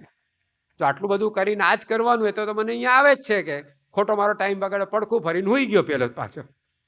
તો ગુણાતીતાનંદ સ્વામીએ કહ્યું કે જો એને સાંખ્યનું અનુસંધાન હતું કે ભાઈ કશું ભેગું આવવાનું નથી, શું કરવા જરૂર કરતાં વધારે કરવાનું, એના કરતાં જરૂરિયાતથી વધારે સમય મળે છે એમાં ભગવાન ભજીને સુખિયા ન રહીએ. તો જે એને આવું અનુસંધાન હતું તો ભગવાન પણ એ ભજી શકે. આ સાંખ્ય વિચાર દ્રઢ નથી એટલે આપણે ભગવાન ભજવામાં પછી ટાઈમ રહેતો નથી. આ કરી લઉં તે કરી લઉં ને એમાં સભામાં જવાનો સમય ના મળે, પૂજા કરવાનો સમય ના મળે. પણ જો આ સાંખ્ય વિચારનું અનુસંધાન હોય તો કામકાજ કરતાં કરતાં પણ ભક્તિએ થઈ શકે. શિવલાલ શેઠ બોટાદના હતા, તો હવે એ તો નગર શેઠના દીકરા, આખા શહેરની જવાબદારી, એમનો પોતાનો પણ ધીકતો ધંધો, પણ એની અંદર એ પોતે રોજ આ રીતે 1-2 કલાક પૂજા કરે, અને એની પૂજા એવી વ્યવસ્થિત કરે તો સાક્ષાત શ્રીજી મહારાજ પૂજામાં પધારે એવું લોકોને દર્શન થાય. તે શિવલાલ શેઠની પૂજામાં આવીને લોકો બેસે. જેમ મહંત સ્વામી મહારાજ પૂજા કરે છે તો આપણે બધા દર્શન કરવા માટે દોડીને બેસીએ છીએ, તો એમ શિવલાલ શેઠની પૂજામાં આવીને લોકો બેસે. આવી પ્રકારનું એકાગ્રતાપૂર્વક એ પૂજા પાઠ ધ્યાન ભજન બધું કરે. પણ એ કેમ કરી શકતા? કારણ કે એનું અનુસંધાન આ હતું કે આપણે આ વેપાર ધંધો નોકરી તો બધું બરાબર છે, પરંતુ સાંખ્ય વિચારનું અનુસંધાન. એકવાર એના બાપુજી હતા ભગા દોશી, એ ભગા દોશીએ શિવલાલ શેઠને કહ્યું કે શિવા, તારા જેવું ધ્યાન મને શીખવાડ. કે કારણ કે તું ધ્યાનમાં બેસે છે, પૂજા કરવા બેસે છે, અને એટલી બધી શાંતિ તારા ચહેરા ઉપર દેખાય છે, અમને શાંતિ થઈ જાય છે. તો તારા જેવું ધ્યાન ભજન કરતા મને શીખવાડ. શિવલાલ શેઠ કે બેસો સામે, તમને ટ્રીક બતાવું. કે આમાં કંઈ મોનોપોલી નથી, આ ભજનનો વેપાર તો એવો છે કે જેટલો તમે બીજાને આપતા જાય અમે વધતો જાય તમારો. એટલે શિવલાલ શેઠે કહ્યું કે બાપુજી, હું જ્યારે પૂજા કરવા બેસું ને ત્યારે પહેલામાં પહેલું તો આખું આ બોટાદ શહેર છે ને એને દિવાસળી ચાપી દઉં છું. કે બોટાદ શહેર બાળી નાખું. ભગા દોશી કે હા, બોટાદ બાળી નાખ્યું. પછી તો કે બાપુજી, બોટાદ બળી જાય પછી આપણું ઘર રહે? કારણ કે બોટાદમાં જ આપણું ઘર છે. તો ભગા દોશી કે ના, બોટાદ બળી જાય તો આપણું ઘરે બળી જાય. કે હું ઘરને બાળી નાખું છું. કે તો કે ઘરને બાળી નાખો બાપુજી તમે રહો, કારણ કે તમે ઘરમાં રહો છો, કે તમને બાળી નાખું. એટલે કે મને મારવા બેઠો છે તું? કે ત્યારે શિવલાલ શેઠે કહ્યું કે જુઓ બાપુજી, હું જ્યારે પૂજા કરવા બેસું ને ત્યારે બોટાદ શહેર સળગી ગયું, એની રાખ થઈ ગઈ. રાખ ઉપર ટાઢી વાળીને પછી પલાઠી મારું છું પૂજા કરવા માટે. એટલે ચાલુ પૂજામાં મને છાપું વાંચવાનો વિચાર જ ન આવે. કે ચાલુ પૂજાની અંદર પછી મોબાઈલ જોવાનો વિચાર જ ન આવે, કારણ કે મોબાઈલ હોય તો જોવાનું ને, મોબાઈલ તો સળગી ગયો, છાપું તો સળગી ગયું. એટલે ચાલુ પૂજામાં મને નાસ્તાનો વિચાર ન આવે, કારણ કે ઘર હોય તો પછી એમાં રસોડું હોય, રસોડું હોય તેમાં નાસ્તો થાય ને. આ તો પૂજા કરવા રૂમમાં બેઠો ને બાજુ રસોડામાં છમકારો વાગે, બટાટા પવન, ત્યાં મન પહોંચી જાય આપણું શું. પણ જો આ બોટાદના શિવલાલ શેઠ આવા વિચાર સાથે ધંધો કરતા, કામકાજ કરવાની ના નથી. આ સાંખ્ય વિચાર એટલે કંઈ બધું વાળી જોડી મૂકી દેવાનું એવું નથી. મનની અંદર આ અનુસંધાન. જનક મોટા રાજા હતા અને આખું મિથિલા નગરીનું રાજ્ય સંભાળતા, છતાં પણ જો આ વિચાર સાથે પ્રવૃત્તિ કરતા હતા તો એ રોજ 3 કલાક એના ગુરુની કથા સાંભળવા બેસતા. આપણે તો અઠવાડિયે 2 કલાક હોય, એ ટાઈમ તમારે જેમ બધા ટાઈમે આવી જાય એના 2 કલાક, કારણ કે તમે બધા સમયસર આવી જતા હશો સભાની અંદર. તો 2 કલાકની આપણી રવિ સભા હોય, એ તો અઠવાડિયે 2 કલાક. આ તો જનક રાજા તો રોજ 3 કલાક ગુરુની કથા સાંભળે. અને વ્યવહાર કેટલો? આખા રાજ્યનો વ્યવહાર. ખાલી એક દુકાન સંભાળવાની, કે એક ઓફિસ સંભાળવાની, કે 2-5-15 વીઘાની ખેતી સંભાળવાની, કે 2-5 ડોબા દોવાને, એટલું નહીં. આખા રાજ્યની પ્રવૃત્તિ. તેમ છતાંય રોજ 3 કલાકનો સભા સાંભળવાનો ટાઈમ કાઢતા હતા. પણ એનું કારણ શું? કારણ કે એને અનુસંધાન હતું. એ જીવન મુક્ત કહેવાય, જીવતા જ મુક્તિ પ્રાપ્ત થઈ ગઈ. એકવાર એ જનક રાજાના રાજ્યમાંથી 4 પંડિતો જતા હતા, અને પંડિતો જ્યાં જાય ત્યાં શહેરના ચોરે ચૌટે, શેરીએ શેરીએ જનક રાજાની પ્રશંસા સાંભળવા મળે. અને બધા એમ કે અમારો રાજા તો વિદેહી છે, જીવન મુક્ત છે, આમ ને તેમ ને. એટલે પંડિતો એ વિચાર્યું કે આ મારું રાજાએ ઊંધી પટ્ટી પડાવી દીધી લાગે છે બધા. આ રાજકાજમાં રચ્યો પચ્યો રહેનારો અને આ મહેલોમાં રહેનારો એ વળી ક્યાંથી જીવન મુક્ત થાય? એટલે રાજાએ આ બધાને કંઈક ઊંધું ભણાવી દીધું લાગે છે, આપણે એનું કપટ ખુલ્લું કરીએ. એટલે પહોંચ્યા સીધા રાજાની કચેરીમાં. નવા ભણેલા ને એટલે આમ પરીક્ષા કરવાનો વધારે વિચાર આવે. જેમ નવી સાયકલ શીખ્યો ને માર જવા દે, પછી ધીમે ધીમે ડાઉન થતું જાય એનું. પણ આ રીતે નવું વાહન શીખ્યો હોય તો એને સ્પીડમાં હંકારવાનો વિચાર વધારે આવે. તો આ બધા તાજા ભણીને આવતા હતા કાશીથી, પોતાના ગામમાં જતા હતા, અને વચ્ચે આ મિથિલા નગરી આવી. અને એમાં બધું સાંભળ્યું, રાજાની પરીક્ષા કરવા ઉપડ્યા એની કચેરીમાં. અને જનક રાજાને કહ્યું કે તમને બધા વિદેહી કહે છે, જીવન મુક્ત કહે છે, આ વાત અમારે માન્યામ નથી આવતી. તમે પુરવાર કરી આપો અમને, તમે કેવી રીતે જીવન મુક્ત છો? રાજાએ પુરવાર કરવાની વાત તો એક બાજુ રહી, તાળી પાડી તો 4 સિપાહી હાજર થયા. અને જનક રાજાએ સિપાહીને કહ્યું કે આ બધાને નાખો કેદખાનામાં, આવતીકાલ સવારે ફાંસીને માથડે લટકાઈ દેવા છે. તો બધા ગભરાઈ ગયા અને જેલમાં એકબીજા ઉપર દોષારોપણ કરવા માંડ્યા. પેલો બીજાને કહે કે હું કહેતો હતો કે આ રાજા વાજાને વાંદરા ગમે ત્યારે ગમે તે કરે, કે આમને પ્રશ્ન જ ન પૂછાય. કે પેલો કે મારે ક્યાં પૂછો તો, મને ત્રીજાએ ઠો મારે એટલે મેં પૂછી લીધો. તો કે મેં ત્યાં તને કીધું હતું. એમ કરીને બધા એકબીજા ઉપર દોષો કરવા માંડે. જ્યારે ખોટું થાય ને ત્યારે એકબીજા ઉપર દોષો ઓઢાડવા માટેની સ્પર્ધા જામે. અને જ્યારે સારું થાય ત્યારે જો મેં કહ્યું ને એટલે આમ થયું, એટલે જસ લેવાની સ્પર્ધા થાય. ઝઘડવાનું તો માળું બેયમાં રહે છે માણસને. પરંતુ આ રીતે આખી રાત આ લોકોએ આમની આમ વિતાવી, કારણ કે ઊંઘ આવવાનો તો સવાલ જ નહોતો. બધાને ફાંસીનો માચરો જ દેખાતો હતો. એટલે રાત્રે ઊંઘ તો આવે નહીં. એટલે આમને આમ રાત પૂરી થઈ અને સવારે પછી 4 જણને રાજાની કચેરીમાં હાજર કર્યા. અને ત્યાં તો ફાંસીના પેલા ગાળિયા જોયા બધાએ. એટલે 4 જણા એકબીજા અમે જોઈને કહેવા લાગ્યા કે આ માળું ધમકી આપતો તો એવું નથી, આ તો આ તખતો તૈયાર કરીને બેઠો છે લટકાઈ દેવાનો આપણને. એટલે સીધા બધા જનકના પગમાં પડી ગયા કે સાહેબ અમને માફ કરી દો, કે હવે ફરી વાર તમને કોઈ પ્રશ્ન નહીં પૂછે. બીજાએ કોણી મારી કે પ્રશ્ન કે અહીંયા પગ જ નહીં મૂકે એમ બોલ કે તું અહીંયા આવ્યા તારે ઊભાથી થઈને આ નગરીમાં જ આપણે આવવું નથી. કે તો ત્રીજો સીધો જનકના પગમાં પડી ગયો કે હું મારા મા બાપનો એકનો એક છું, ટેકણ લાકડી જેવો છું, તમે મને લટકાઈ દેશો, મારા મા બાપનું શું? ત્યારે વળી ચોથો પગમાં પડીને વિનંતી કરવા માંડ્યો કે 6 મહિના પહેલાં જ હું પરણ્યો છું અને આ રીતે તમે મને ફાંસીએ ચડાવી દેશો, મારે પરણેતરનું શું? નામ તેમ બધા એવી કાકલુદી કરવા લાગ્યા. જનકે તમે પૂછ્યો જ કેમ પ્રશ્ન? બધાને લટકાઈ દેવાના છે. તો વળી પાછી બધાએ ખૂબ વિનંતી કરી. ત્યારે રાજાએ કહ્યું કે ચાલો તમે બધા આવી મને પ્રાર્થના આજીજી કરો છો તો હવે તમને ફાંસીએ નહીં લટકાઈએ, પણ તમારે એક કામ કરવું પડશે, એ જો કરશો તો તમે છૂટા આમાંથી. પેલા કે શું કરવાનું? તો રાજાએ કહ્યું તમારા 4ના હાથમાં તેલ ભરેલી તપેલી આપવામાં આવશે અને એવી છલોછલ હશે કે એમાં એક તેલનું ટીપું ઉમેરાશે, ત્યાં જે છલકાઈ જશે. એવી તપેલી તમારે હાથમાં લઈ અને મારી આખી નગરીમાં આંટો મારવાનો. તમારી આજુબાજુ મારા સિપાહીઓ ઉઘાડી તલવાર સાથે ચાલશે. એ તમારી સિક્યોરિટીમાં નહીં, પણ જે ઘડીએ તેલનું ટીપું હેઠું પડ્યું ત્યાં તમારું ડોકું ઉડાડી દેશે તલવારથી. અને જે એવી ને એવી તપેલી લઈને પાછું અહીંયા આવે એને આ ફાંસીની સજામાંથી મુક્તિ. તો 4 જણા એકબીજાને મોઢા જોવા માંડ્યા કે આ માળું મારવાનો બીજો ધંધો કરે શું આણે? કે આમાં આગળ આગ ને પાછળ વાઘ, આ બાજુ ફાંસી ને આ બાજુ તલવાર. તપેલી લઈને આપણે અરખાલીએ, પણ આવું બજારમાં સામેથી આવીને કોઈ ભટકાઈને ઢોળી નાખે શું કરવાનું આપણે? એટલે આમાંય મરવાનું તો છે જ, પણ તોય કે આ તપેલીમાં ટ્રાય કરવા જેવો ખરો.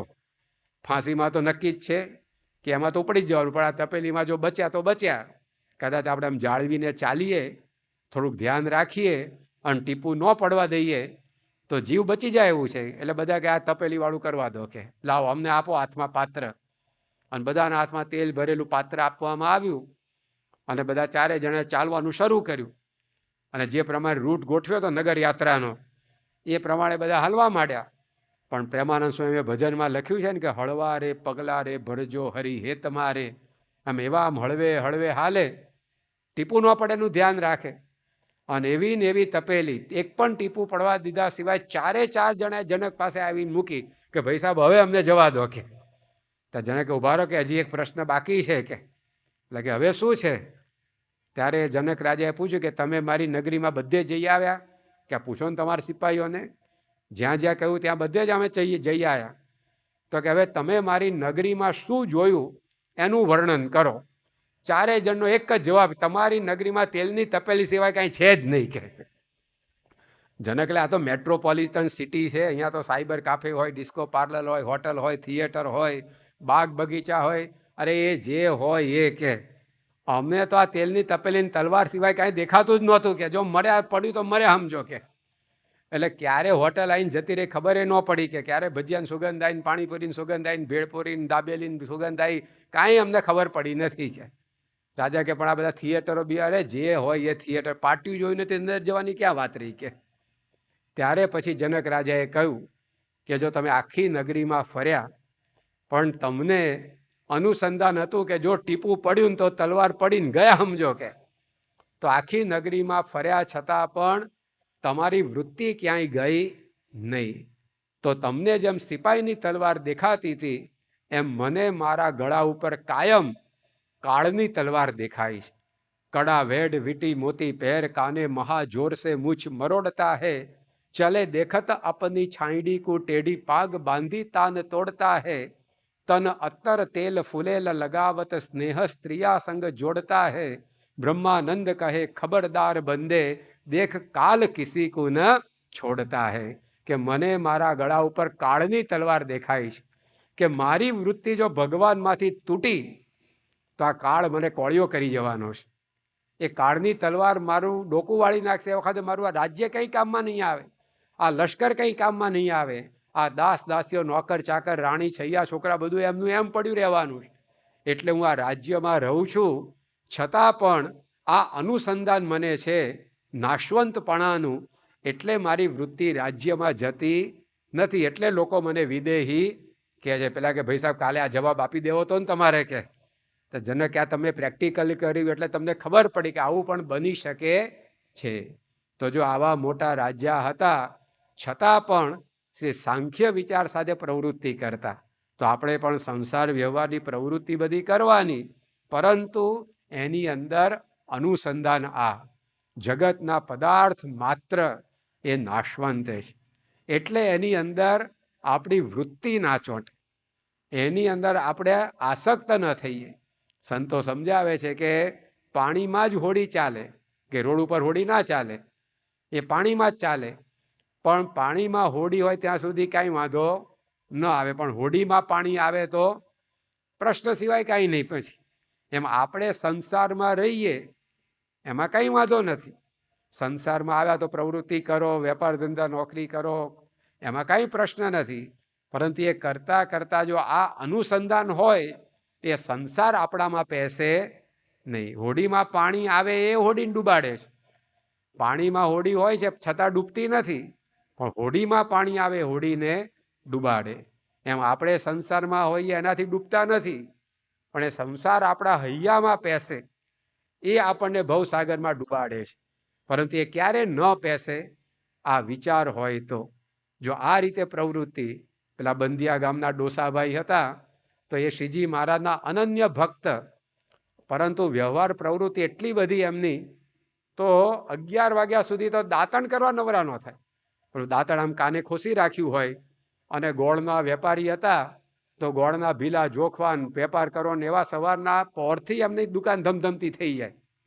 તો 11 વાગે તો દાંતણ કરવા નવરા થાય, પછી નાહી ધુવે, પછી પૂજા પાઠ કરે, પછી એ પોતે પાણી કે જમવાનું જે કંઈ હોય કરે, એટલે અડધો ઉપવાસ તો એમને એમ થઈ જાય. હવે એકવાર એ ગામમાંથી કેટલાક વણિકો એ ગઢડા આવ્યા હતા, અને શ્રીજી મહારાજે એમને પૂછ્યું કે કયા ગામથી? આજ કે બંધિયાથી. તો કે બંધિયામાં તો અમારા પરમ ભક્ત ડોસાભાઈ રહે છે, એમને ઓળખો છો? તો કે પરમ ભક્ત તમે કહો છો, અમે તો એને ભગત ગણીએ જ નહીં. કે કેમ? કે 11 વાગ્યા સુધી તો દાંતણ કરવા નવરા નથી થતા, એટલા વેપાર ધંધા મંડી પડે છે. કે એને કોણ ભગત કે? શ્રીજી મહારાજ કે અમે એને સાધુ બનાવી દઈએ તો? અરે કે સત્સંગી કરો તો એ બહુ છે. કે બધા શું કે સાધુ તો દૂરની વાત, પણ સત્સંગી અરખા કરો તોય બહુ છે. શ્રીજી મહારાજ કે એ જો સાધુ થાય તો તમે સત્સંગી થાવ? તો બધાને ગળા સુધી વિશ્વાસ કે આ ડોસો ભગત કોઈ દાડ સાધુ ના થાય. જે 11 વાગે દાંતણ કરવા નવરો થતો હોય, એટલો વેપાર ધંધામાં રચ્યો પચ્યો હોય, હવે દીક્ષા ક્યાંથી લે? એટલે બધાએ કહ્યું હા, જો એ સંત બને તો અમે સત્સંગી થઈએ. શ્રીજી મહારાજે કહ્યું કે વાંધો નહીં, તમે અત્યારે જ્યાં કામે નીકળ્યા છો ત્યાં જઈ આવો, પાછા વળતા મને મળીને જજો. અને પેલા વણિકો નીકળ્યા, અને આ બાજુ મહારાજે હરિભક્ત દ્વારા પત્ર લખાવ્યો અને એમાં ડોસાભાઈને પત્ર લખ્યો કે આ પત્ર મળે કે જે કામ કરતા એ પડતું મૂકી અને અમારી પાસે આવજો, અમારે તમને દીક્ષા આપીશ. અને આમ કહીને એક હરિભક્તને કહ્યું જાઓ બંધિયાને આ પત્ર આપો ડોસાભાઈ. અને ડોસાભાઈ પાસે પત્ર લઈને હરિભક્ત આવ્યા. એ વખતે આમ ત્રાજવું હાથમાં લઈને ડોસાભાઈ તો ગોળના તોલ માપ કરતા હતા. અને જેવી પેલી ચિઠ્ઠી વાંચી કે સીધું ત્રાજવું મૂક્યું પડતું, દુકાનનું શટરે બંધ કરવાનું હાર્યા, પેલી ગલ્લા પેટીને લોક મારવાનું હાર્યા, અને સીધા ઉપડ્યા ગઢડા. બધાએ કહ્યું કે આ દુકાન ઉગાડી છે, આ ગલ્લો ખુલ્લો છે, અને ક્યાં ઉપડ્યા તમે? કે મહારાજ બોલાવે છે. પણ કે આ બધું બંધ તો કરતા જાઓ. ત્યારે ડોસાભાઈ કે કાળનો કાગળ આવે ત્યારે એને કહેવાય છે કે ભાઈ મને શટર બંધ કરવા દો. જ્યારે મૃત્યુ આવે માણસને ત્યારે એને કહેવાય છે કે ભાઈ મારા તિજોરી બંધ કરવા દો. એ તો ફટ લઈને ઉપડી જ જાય માણસ, બધું એમનું એમ ખુલ્લું પડ્યું રહેતું હોય છે. તો શ્રીજી મારા તો કાળના પણ કાળ છે, કાળ પણ જેની આજ્ઞામાં વર્તેવા ભગવાન છે. એનો કાગળ હું આ શટર પાડવા રહું, હું આ ત્રાજવા જોખવા રહું, હું આ કેશનો ગલ્લો બંધ કરવા રહું? સીધા જ ઉપડ્યા ત્યાંથી. અને આ બાજુ શ્રીજી મહારાજ તૈયાર જ હતા. અને એમને દીક્ષા આપી દીધી, મહારાજે મુંડન કરાવી. અને 2 દાડા પછી પેલા વણિકો પાછા આવ્યા અને મહારાજને એમણે આમેથી પૂછ્યું કે શું થયું ડોસાભાઈનું? તો શ્રીજી મહારાજે કહ્યું કે આ બીજી લાઈનમાં ચોથા બેઠા છે, એમને ઓળખો છો? તો બધા જોવા માટે બીજી લાઈનમાં ચોથા સંત બેઠા હતા ને એમને અંદર ઘૂસપૂસ કરે કે મળો અમને ક્યાંક જોયા એવું લાગે છે કે, કારણ કે વેશ કેસ બધા ફરી ગયા હતા એટલે તાત્કાલિક તો ઓળખાય નહીં. પણ પછી ધારીને જોયું તો ખબર પડી કે આ તો ડોસોભાઈ. એ સાધુ થઈ ગયા કે? શ્રીજી મહારાજ કે જુઓ કે આ ડોસાભાઈ કામકાજ બધું કરતા હતા, તમને લાગતું હતું કે આ વ્યવહારમાં ગળા ડૂબ છે, પરંતુ એ સાંખ્ય વિચાર સાથે પ્રવૃત્તિ કરતા હતા. તમારો કાગળ મળ્યો નથી કે નીકળી પડ્યા નથી. તો જો આ રીતે મહારાજ કહે છે કે એને કોઈ બંધન નહીં, વેપાર ધંધા કર્યા, સંસારમાં રહ્યા, પણ જળ કમળવત, પાણીમાં જ કમળ રહે, પણ એ કમળના પાંદડા ઉપર પાણીનો પાશ લાગે નહીં, પાણી આને ચોંટે નહીં. જેમ આપણે ડોલ ભરેલી પાણીની હોય તો હવે પાણીની અંદર આપણું કપડું બોળીએ પછી એને બહાર કાઢીને નીચોવીએ તો પાણી નીતરે.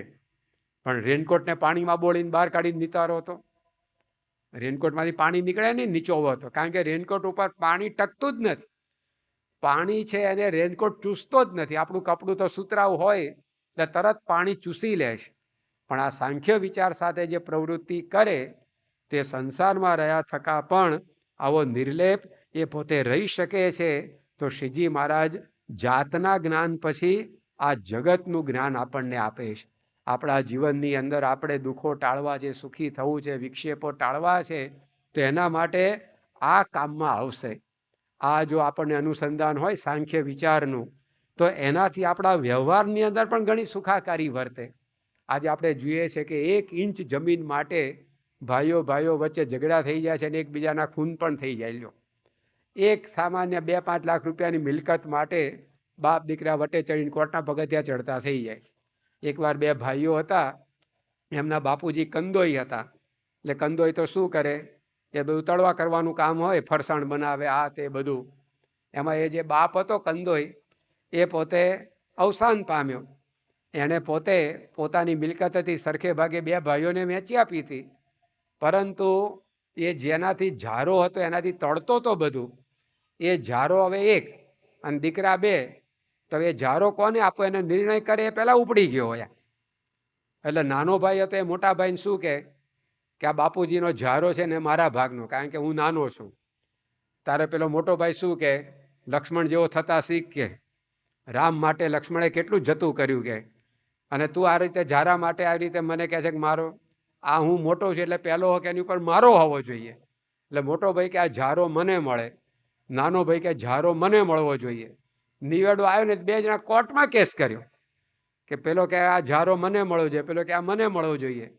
અને કોર્ટના ધક્કાધુક્કી ખાઈને જેટલી મિલકત ભાગમાંથી બધી આમાં જતી રહી. અને પછી કોર્ટે નિર્ણય શું આપે, ઝારાના 2 ભાગ કરો, એક નાનો રાખે ને એક મોટો રાખે. હવે એનાથી ઓછા ભજીયા તળાવવાના છે, માથું કૂટવાના કામમાં આવે અડધો ઝારો તો. પણ હવે એક જતું કરી દીધું હોત તો મિલકત જે ભાગમાં હતી એનું સુખ લઈ શકત કે ન લઈ શકત? તો બધું હોય છે માણસ પાસે, પણ આ સાંખ્ય વિચાર નથી હોતો તો જે છે એનું પણ એ સુખ લઈ શકતો નથી. તો ખાલી ભગવાન ન ભજવા હોય પણ વ્યવહારમાં સુખી રહેવું હોય, ઘરમાં સુખી રહેવું હોય, કુટુંબને સુખી રાખવું હોય ને તોય આ સાંખ્ય વિચારની જરૂર પડશે. આજે પરસ્પરના સંબંધો વકરે છે, વણસે છે, એનું એક કારણ આ છે. આ જો વિચાર હોય તો માણસ લેટ ગો કરી શકે, જતો કરી શકે કે ભાઈ શું લઈને આવ્યા હતા અને શું લઈ જવાનું છે, જવા દો થોડીક વાત માટે શું આવી રીતે માથાકૂટ કરી. આવા વિચાર એના મનની અંદર આવે. ઘણીવાર સંતો રમૂજની અંદર દ્રષ્ટાંત આપતા હોય છે કે એકવાર વૈજ્ઞાનિકોએ આગાહી કરી કે અઠવાડિયાની અંદર આ પૃથ્વીના ગોળા સાથે ધૂમકેતુ અથડાવાનો અને પૃથ્વીનો પ્રલય થઈ જવાનો. અને આવી આગાહી થઈ એટલે એ બધી આગાહી વૈજ્ઞાનિકોની સાચી માની અને પછી હવે અઠવાડિયામાં જ બધું ખલાસ થઈ જવાનું છે આમ માનીને બધાના સંબંધો પરસ્પર સારા થઈ ગયા કે હવે અઠવાડિયું જ આપણે તો જીવવાનું છે ને. એટલે એકબીજા જોડે જે કંઈ વઢવેડ થઈ હોય તો એ બધા એકબીજાની માફી માગવા માંડ્યા કે ભાઈ હું તને બોલી ગયો હતો પણ તારો વાંક નહોતો, મારો હતો. ના ના, કે તમારો નહોતો, મારી જીભ પહેલાં હાલી પછી તમારો હાથ હાલ્યો હતો, એટલે મને તમે માફ કરો. અને એમ કરીને કુટુંબમાં બધા સંબંધો સુધરી ગયા. ભાઈ ભાઈ વચ્ચેના સંબંધ, પતિ પતિ વચ્ચેના, બાપ બેટા વચ્ચેના, પડોશી પડોશી વચ્ચેના બધા એકદમ આમ એકલાસથી વર્તવા માંડે કે હવે મૂકોને માથાકૂટ છોકરા રકાબી તોડી નાખી, અઠવાડિયામાં તૂટવાની જ છે ને કે પ્રલય થવાનું પછી ક્યાં રહેવાની છે. હવે પેલા ₹1,00,000 લઈ ગયો તો લઈ ગયો, હવે અઠવાડિયા પછી ક્યાં કંઈ આપણી પાસે રહેવાનું છે. અને આમ બધું એવું સુમેળભર્યું વાતાવરણ થઈ ગયું બધાને હતું કે અઠવાડિયા પછી પૂરું થઈ જવાનું છે. પણ અઠવાડિયું પૂરું થયું ને પ્રલય ન થયો અને બધા એકબીજાને ગળચી પકડવા લાય મારા 2 લાખ પાછા, કે તું ક્યાંથી લઈ ગયો. તો પેલા બાપને બેટાને ગળું પકડ્યું, બેટાએ બાપનું પકડ્યું, પાછી ધમાલ હતી એમની એમ શરૂ થઈ ગઈ. તો જો એક વિચાર આવે કે અઠવાડિયા પછી બધું નાશ પામવાનું છે તો સંબંધો સુધરી ગયા. પણ જેવી પાછી હતી એમ થયું તો વળી પાછી હતી એમની એમ પરિસ્થિતિ એ થઈ ગઈ. તો મહારાજે તો અઠવાડિયા પછી નહીં, અંત્યના 30મા વચનમાં આ વાત કરી કે આ ઘડીના ક્ષણમાં જવાનું છે. તો પછી કોની સાથે વઢવેડ થાય? માણસ જતું કરી શકે કે ન કરી શકે, નમી શકે કે ન નમી શકે. તો જો આપણો વ્યવહાર પણ આ એક વિચાર આપણા જીવનની અંદર આવે તો એની અંદર પણ ઘણી બધી સુખાકારી એ થઈ જતી હોય છે. તો આપણને શ્રીજી મહારાજ આ સમજાવે છે કે આપણા જીવનની અંદર આપણું આત્માનું જ્ઞાન તો પ્રાપ્ત કર્યું પણ સાથે આ જગત નાશવંત છે એ પણ સમજવું. તો એનાથી ભગવાન ભજવાનું મન થાય. કંઈક એની અંદર ગયું તો એનો શોક ના થાય, આવ્યું તો એનો હરખ ના થાય. આપણા કુટુંબમાં પણ સંવાદિતા જળવાય. અને એવું સાંખ્યનું જ્ઞાન પણ સંતના સમાગમથી આવે. એ પણ એમને એમ થતું નથી. આમ તો આપણે બધા જ જોઈએ છે પણ ક્યાં સમજાય છે. સંત સ્વામી સારંગપુરમાં રહેતા એ ઘણીવાર વાત કરતા, નિષ્કાળ સ્વામી એમના કીર્તનમાં લખ્યું છે, ઉઠી ન શકે ઊંટીઓ બહુરે બોલાવ્યો બાજંદજી, તેને દેખીને શોક ઉપજ્યો લીધી ફકીરી છોડ્યા ફંદજી. એક બાજંદ રાજા થઈ ગયા. હવે એટલો બધો મોટો રાજા હતો કે 999 ઊંટ ઉપર તો એનું બબરચી ખાનું, એટલે કે રસોડાનો સામાન લઈને નીકળતો. હવે કેટલો બધો શોખીન માણસ હશે. 13 તુંબા એનું લશ્કર હતું. 13 તુંબા લશ્કર એટલે રણમાંથી એનું લશ્કર પસાર થાય તો ઊંટ ચાલે, ઘોડા ચાલે, માણસો ચાલે, હાથી ચાલે. એનાથી રેતી ઉડે તો બાજુમાં સડક ઉપર મૂકેલી 13 તુંબડીએ ઉડતી રેતીથી ભરાઈ જાય ત્યાં સુધી એનું લશ્કર ચાલ્યા કરે. હવે કેટલું બધું લાંબુ લશ્કર હોય ત્યારે 13 તુંબડીઓ રેતીના રચકણોથી ભરાય. તો આવો મોટો રાજા એકવાર કંઈક ચડાઈ કરવા નીકળ્યો હશે અને અચાનક એની સવારી અટકી ગઈ. એટલે એણે વજીરને પૂછ્યું કે સવારી ક્યું રૂક ગઈ? પર વજીર કે ઉભા રહો, તપાસ કરી આવું. અને જ્યાં આગળ અટકી હતી સવારી ત્યાં આગળ એ વજીર ગયો તો ત્યાં એક ઊંટ મરી ગયું હતું. રસ્તો સાંકડો હતો અને સાંકડા રસ્તામાં વચ્ચોવચ ઊંટ મરીને પડ્યું હતું. હવે એને ખસેડવામાં ન આવે ત્યાં સુધી આગળ જવાય એવું હતું નહીં. એટલે વજીરે આવીને રાજાને કહ્યું કે સાહબ ઊંટ મર ગયા હે, इसलिए સવારી રૂક ગઈ હે. તો આ રાજાને ખબર જ નહીં કે મરી જવું એટલે શું. એવો સુખ સાહેબીમાં ઉછરેલો, કોઈ દાડ કોઈને મરતો જોયો નહોતો. એટલે એણે વજીરને પૂછ્યું કે મર ક્યાં જાના? તો કે આ તમને કંઈ આમ વર્ણનથી નહીં સમજાય, ચાલો મૂર્તિમાન બતાવું જ કે. એટલે પેલું ઊંટ મરી ગયું હતું ને ત્યાં રાજાને લઈ ગયો અને રાજાને કહ્યું કે જુઓ ये ऊँट मर गया है इसलिए सवारी रुक गई है. तो बाजन राजा वजीर ने पूछे कि इसमें मर क्या गया है? उसको 4 पाँव है, उसको मुंह है, उसको पूछ है, इसमें मर क्या गया है? ત્યારે વજીરે કહ્યું કે સાહબ સબ કુછ હૈ લેકિન ઉસમેં સે રૂહ નિકલ ગઈ હૈ, કે બધું જ છે શરીર એમનું એમ, પણ એમાંથી આત્મા નીકળી ગયો. એટલે હવે આ મોઢું છે પણ આ ઊંટ બોલી શકતું નથી. એ આત્મા નીકળી ગયો એટલે પગ છે પણ ચાલી શકતું નથી. આત્મા નીકળી ગયો એટલે આંખ છે પણ હવે એ જોઈ શકતું નથી. ત્યારે બાજન રાજાને થયું કે આ ઊંટના શરીરમાંથી આત્મા નીકળી ગયો એટલે એ ઠપ થઈ ગયું. આંખ હોવા છતાં જોઈ શકતું નથી, પગ હોવા છતાં ચાલી શકતું નથી, એ આ રીતે કશી જ ક્રિયા કરી શકતું નથી. આવું જ મારા શરીરનું પણ થશે? તો વજીર કે આ બધાનું આવું જ થાય, કે જ્યારે શરીરમાંથી આત્મા નીકળી જાય ત્યારે આવું થાય. રાજા કે એવું ના હોય, કે હું ઉઠાડું આ ઊંટને. અને ઊંટની પાસે ગયો અને જોરથી બૂમ પાડી કે ઊંટ ઉઠ. પણ એ ઊંટમાં આત્મા હોય તો સાંભળે ને. તો ઉઠી ન શકે ઊંટીયો, બહુ રે બોલાવ્યો બાજંદજી. બાજંદ રાજાએ બહુ બોલાવ્યું એ ઊંટને, પણ એ ઊંટ ઉઠી ન શક્યું. તેને દેખીને શોક ઉપન્યો, લીધી ફકીરી છોડ્યા ફંદજી. અને એ રાજાને જ્ઞાન થયું કે આ મારો ઊંટના શરીરમાંથી આત્મા નીકળી ગયો ને એમનું એમ પડ્યું રહ્યું છે, હવે કાંઈ કરી શકે એમ નથી. મારા શરીરમાંથી આત્મા નીકળી જશે ત્યારે આ બધું એમનું એમ પડી રહેવાનું છે. તો એના કરતાં તો ભગવાન ભજીને જન્મારો સફળ કરી લેવામાં માલ છે. અને ત્યાંથી એ ફકીરી લઈને ભગવાન ભજવા નીકળી પડ્યો. તો જો એને સાંખ્ય વિચાર થયો તો એને રાજ્ય પણ બંધન કરી શક્યું નહીં. પણ સંત સ્વામી કહેતા કે આ રાજાને ખાલી એક ઊંટ મરેલું જોયું એમાંથી ભગવાન ભજવાનો વિચાર આવ્યો. પણ માણસો તો પોતે કેટલાને બાળી આવ્યા હોય સ્મશાનમાં જઈને, તોય પાછા ઘેર આવીને ચા પીઓ તરત ટીવી ચાલુ કરીને બેસી જાય. સાંખ્ય વિચાર નથી ઉદ્ભવતો માણસને. એના માટે સંત સમાગમ જોઈએ. એવા સાચા સંત કે જેને આ જગત શૂન્ય થઈ ગયું હોય, એના સમાગમથી આપણને પણ આ જ્ઞાન એ સિદ્ધ થાય છે.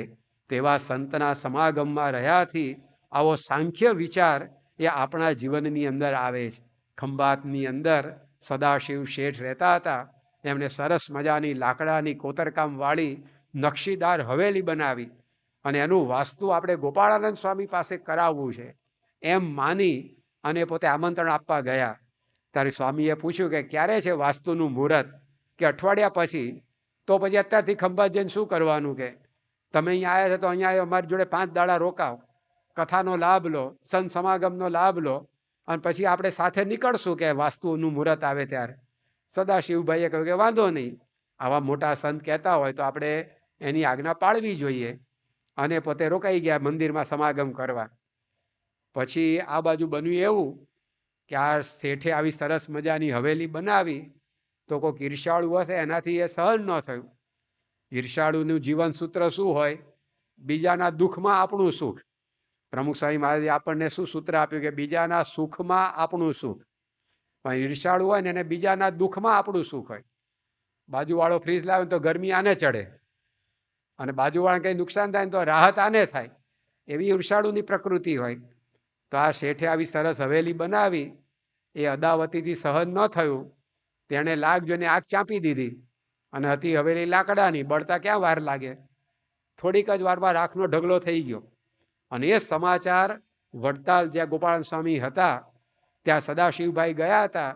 ત્યાં કોકે કાગળ દ્વારા મોકલાયા. પણ જ્યારે કાગળ લઈને ખેપીઓ આવ્યો ત્યારે સદાશિવભાઈ ઉતારે હશે, પણ કોકે કહ્યું કે ગોપાલ સ્વામી જોડે કાયમ એ બેસતા હોય છે, કાગળ સ્વામીને આપો, એ શેઠ આવશે એટલે એમને આપી દેશે. એટલે પેલા ખેપિયાએ ગોપાલ સ્વામીને કાગળ આપ્યો. સ્વામીએ જોયું તો અંદર હવેલી બળ્યાના સમાચાર હતા. એ કાગળ સ્વામીએ પોતાની ગાદી નીચે દબાવી દીધો. સદાશિવભાઈ આવ્યા, એમને કંઈ વાત ન કરી. રોજની જેમ કથા વાર્તા થઈ. બીજે દિવસ કથા, ત્રીજે દિવસ, 5 દિવસ પૂરા થયા. એટલે સદાશિવભાઈએ કહ્યું કે સ્વામી હવે આપણે વાસ્તુનું મુહૂર્ત આવી ગયું છે, હવે આપણે ગાડામાં બેસીને નીકળવું પડશે, તો આપણે ખંભાત ટાઈમસર પહોંચીશું. ત્યારે ગોપાલ સ્વામી કે વાંધો નહીં, આપણે જઈએ, પહેલાં કાગળ વાંચી લો પછી જઈએ આપણે. અને કાગળમાં તો હવેલી બળી ગયાના સમાચાર હતા. 2 ઘડી તો આમ શોકમાં ઉતરી ગયા સદાશિવભાઈ. પછી એમણે ગોપાલ સ્વામીને કહ્યું કે સ્વામી તમે મારી ઉપર બહુ મોટો ઉપકાર કર્યો, મને અહીંયા 5 દાડા પારાયણમાં બેહાડ્યો. સ્વામી કે કેમ? તો કે આ તમે કથાની અંદર જગત નાશવંત છે ને કશું સાથે રહેવાનું નથી ને બધી વાતો કરી તો આજે જીવતો ઊભો છું. બાકી ખંભાતમાં હોત ને હવેલી બળી ગયા સમાચાર મળ્યા તો એટલો ધક્કો લાગત કે હવેલી ભેગો હું બળી જાત કે, પણ આજે તમે આ કથા સંભળાવીને સાંખ્યનું જ્ઞાન આપ્યું, એના પ્રતાપે જીવતો ઊભો છું. તો જેણે સંત સમાગમ કર્યો તો એના પ્રતાપે આ જ્ઞાન થયું અને એમના જીવનની અંદર એ સ્થિરતા રહી. તો આપણને શ્રીજી મહારાજ આ વિક્ષેપ ટાળવા માટે બીજું અમૃત આ પીવડાવે છે કે આપણે હું આત્મા છું એ તો સમજીએ, પણ સાથે સાથે આ જગત જે છે એ પણ પોતે એવું નાશવંત આપણે સમજવાનું. ભલે એની અંદર જ રહેવાનું છે અને સંસાર વ્યવહારની બધી જવાબદારી એ આપણે જરૂર અદા કરવાની છે, પરંતુ એની સાથે સાથે આવું જો અનુસંધાન હોય તો મનથી આપણે નોખા રહીએ. દેહ કરીને વ્યવહાર થાય પણ મન એની અંદર ચોંટે નહીં. સ્વામીએ કહ્યું કે ધૃતરાષ્ટ્ર અને ભીમ મળ્યા એવું આપણે વ્યવહારમાં મન રાખવું. એકવાર ધૃતરાષ્ટ્રે આમંત્રણ પત્રિકા મોકલી ભીમને કે તું ભાઈ ઘણા વખતથી મને મળ્યો નથી, કમ સૂન, જલ્દી આવ, મારે તને ભેટવું છે કે. અને ભીમને થયું કે આ 60 બુદ્ધિ નાઠે, 60 બુદ્ધિ જતી રહે, પણ આ ડોહાને હારી થઈ કે લ્યો અત્યાર સુધી મને મારવા ફરતો હતો, ઝેરના લાડવા ખવડાયા, લાક્ષાગૃહમાં બાળી નાખવાનો પ્રયત્ન કર્યો, તળાવમાં ડુબાડીને મારવાનો પ્રયત્ન કર્યો, પણ હવે એને છેલ્લે છેલ્લે બુદ્ધિ સુધરી. જો મને આમંત્રણ આપીને બોલાવ્યું જમવા માટે, ભેટવા માટે, એટલે તો તૈયાર થઈને ઉપડ્યો. ત્યાં વચ્ચે કૃષ્ણ ભગવાન મળ્યા. લાગે આમ તૈયાર થઈને ક્યાં ઉપડે સુટેડ બુટેડ થઈને? આમંત્રણ પત્રિકા બતાવે કે જો ધૃતરાષ્ટ્ર મને બોલાવે છે. એ જોઈને ભગવાન સમજી કે આ કંઈક દાળમાં કાળું લાગે છે. ધૃતરાષ્ટ્ર બોલાવે તો યુધિષ્ઠિરને બોલાવે, આને જ કોઈ દાળ બોલાવે નહીં, કે કારણ કે પહેલેથી નડતો આવ્યો છે આ. એટલે એમને થયું કે આમાં કંઈક ગરબડ હોવી જોઈએ, કારણ કે ધૃતરાષ્ટ્રના મનમાં શું હતું કે ભીમ કોઈ રીતે મરતો નથી, તો એવો એને કચકચાઈને ભેટું ને કે એના ફૂડચા કાઢી નાખું. કારણ કે 10,000 હાથીનું બળ ધૃતરાષ્ટ્રમાં હતું. હવે એ આમ પકડમાં લે તો ક્યાં પેલો સામેવાળો બિચારો બચે. એટલે એ આશયથી એ ભીમને બોલાવતા હતા, પણ ભગવાન એ કળી ગયા. એટલે કૃષ્ણ ભગવાને ભીમને કહ્યું કે એક કામ કર, 2 દાડા પછી જવાનું આપણે ગોઠવીએ, કારણ કે હું ઘણા વખત એમને મળ્યો નથી, મારે ભેગા આવવું છે કે. સારું તારે આપણે 2 દાડા પછી જઈશું, કાંઈ ઉતાવળ નથી. ભીમે કાર્યક્રમ ફેરવી કાઢ્યો, પણ 2 દિવસમાં ભગવાને અદલ ભીમ જેવું જે લોખંડનું પૂતળું બનાવી દીધું. હવે ધૃતરાષ્ટ્ર આંધળા હતા, અમે પૂતળું છે કે ભીમ છે એને ક્યાં ખબર પડવાની હતી. અને જેવા બધા ગયા ત્યાં અને અનુચરોએ સમાચાર આપ્યા કે તમારું આમંત્રણ સ્વીકારીને ભીમ આવી રહ્યો છે, તો ધૃતરાષ્ટ્ર હાથ પકડીને દોડ્યા, ક્યાં છે, મારે એને મળવું છે, ભેટવું છે. અને જેવા એ ભીમને ભેટવા ગયા ત્યાં ભગવાને વચ્ચે પેલું પૂતળું મૂકી દીધું. અને તો સાચો ભીમ માનીને ભેટ્યા તો લોખંડના પૂતળાના ખૂડચા કાઢી નાખ્યા. તો ભીમ તો જોઈ જાય સારું થયું ન વાગ્યો, નહીં તો મારા ભૂકા કાઢી નાખ્યા હતા ડોહો તો. પણ જો આમ ઉપરથી કેટલું હેત બતાવતો હતો, પણ અંતરથી તો લાખ ગાઉનું છેટું હતું. એમ સ્વામી કે આપણે વ્યવહાર બધો કરવો, પણ આ સાંખ્ય વિચાર હોય ને તો વ્યવહાર કરવા છતાંય લાખ ગાઉનું છેટું રહે, એ મનમાં પેસે નહીં. અને આસક્તિ ના થાય તો પછી દુઃખ પણ ના થાય, હર્ષ પણ નહીં ને શોક પણ નહીં. દેવાનંદ સ્વામીએ લખ્યું કે હર્ષ શોકની નદીઓ મોટી, એમાં જાય તણાણ. આ દુનિયા આખી હર્ષ શોકની નદીમાં તણાય છે, પણ આવા સાંખ્ય વિચારથી એ આપણને જગતનું સાચું ચિત્ર સમજાય. તો વ્યવહાર કરવા છતાં પણ એ વ્યવહારમાં આસક્તિ ન થાય, સુખેથી ભગવાન ભજાય અને એ મમતા આસક્તિ જગતમાં ન થાય, તો કશું મળ્યું તોય આનંદ નહીં અને ગયું તોય આનંદ નહીં. એકવાર એક ગુરુના આશ્રમમાં કોકે ગાય ભેટ આપી, તો શિષ્ય એકદમ આનંદમાં આવી ગયો અને ગુરુજીને સમાચાર આપે, ગુરુ કોઈક દાતાએ આપણને ગાય ભેટ આપી. ગુરુ કે સારું થયું, વાંધો નહીં, દૂધ પીવા થશે. અને થોડાક સમયમાં ગાય મરી ગઈ. તો પેલા ચેલાએ સમાચાર આપે, ગુરુજી ગાય મરી ગઈ, સારું થયું, છાણવાસીદું કરવું મટ્યું. લો, બેયમાં આનંદ એને. તો આ પ્રકારે કશામાં આસક્તિ નહીં. તો એ રીતે આપણા જીવનની અંદર શ્રીજી મહારાજ આપણને આ બીજું અમૃત પંચામૃતમાંથી આ પીવડાવે છે. એક આત્મજ્ઞાનનું અમૃત આપણને પીવડાયું, બીજું આ સાંખ્ય વિચારનું અમૃત. આ અમૃત છે, જેમ દવા પીએ રોગ જાય, એમાં વિચારરૂપી ઔષધ એ જો આપણા જીવનની અંદર આપણે દ્રઢ કરીએ તો આપણા જીવનમાંથી વિક્ષેપ માત્ર ટળી જતા હોય છે. તો મહારાજને આજે પ્રાર્થના એ જ કરીએ કે આવું આ અમૃત એ વચનામૃતમાં એમણે આપણને આપ્યું છે, તો આવો સાંખ્ય વિચાર પણ એવા મહંત સ્વામી મહારાજ જેવા ગુરુ દ્વારા એમના સંતોના સમાગમથી આપણા જીવનમાં સિદ્ધ થાય અને આપણે પણ આવું આત્મજ્ઞાન અને આ જગતનું જ્ઞાન પ્રાપ્ત કરી વિક્ષેપથી મુક્ત થઈએ. પરંતુ આટલાથી પાછું પૂરતું નથી. એટલે હવે ત્રીજો એક ઉપાય વિક્ષેપ મુક્ત જીવનનો, સુખી થવાનો મહારાજ આ વચનામૃતમાં આપણને આગળ સમજાવે છે. એ ત્રીજું અમૃત એ કયું છે એની વિશેષ વાતો આવતીકાલે આપણે આગળ વધારીશું. શ્રી સ્વામિનારાયણ ભગવાનની જય. સ્વામિનારાયણ નારાયણ નારાયણ.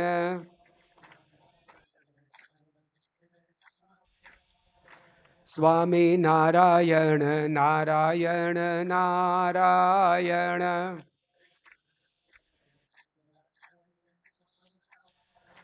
સ્વામિનારાયણ નારાયણ નારાયણ.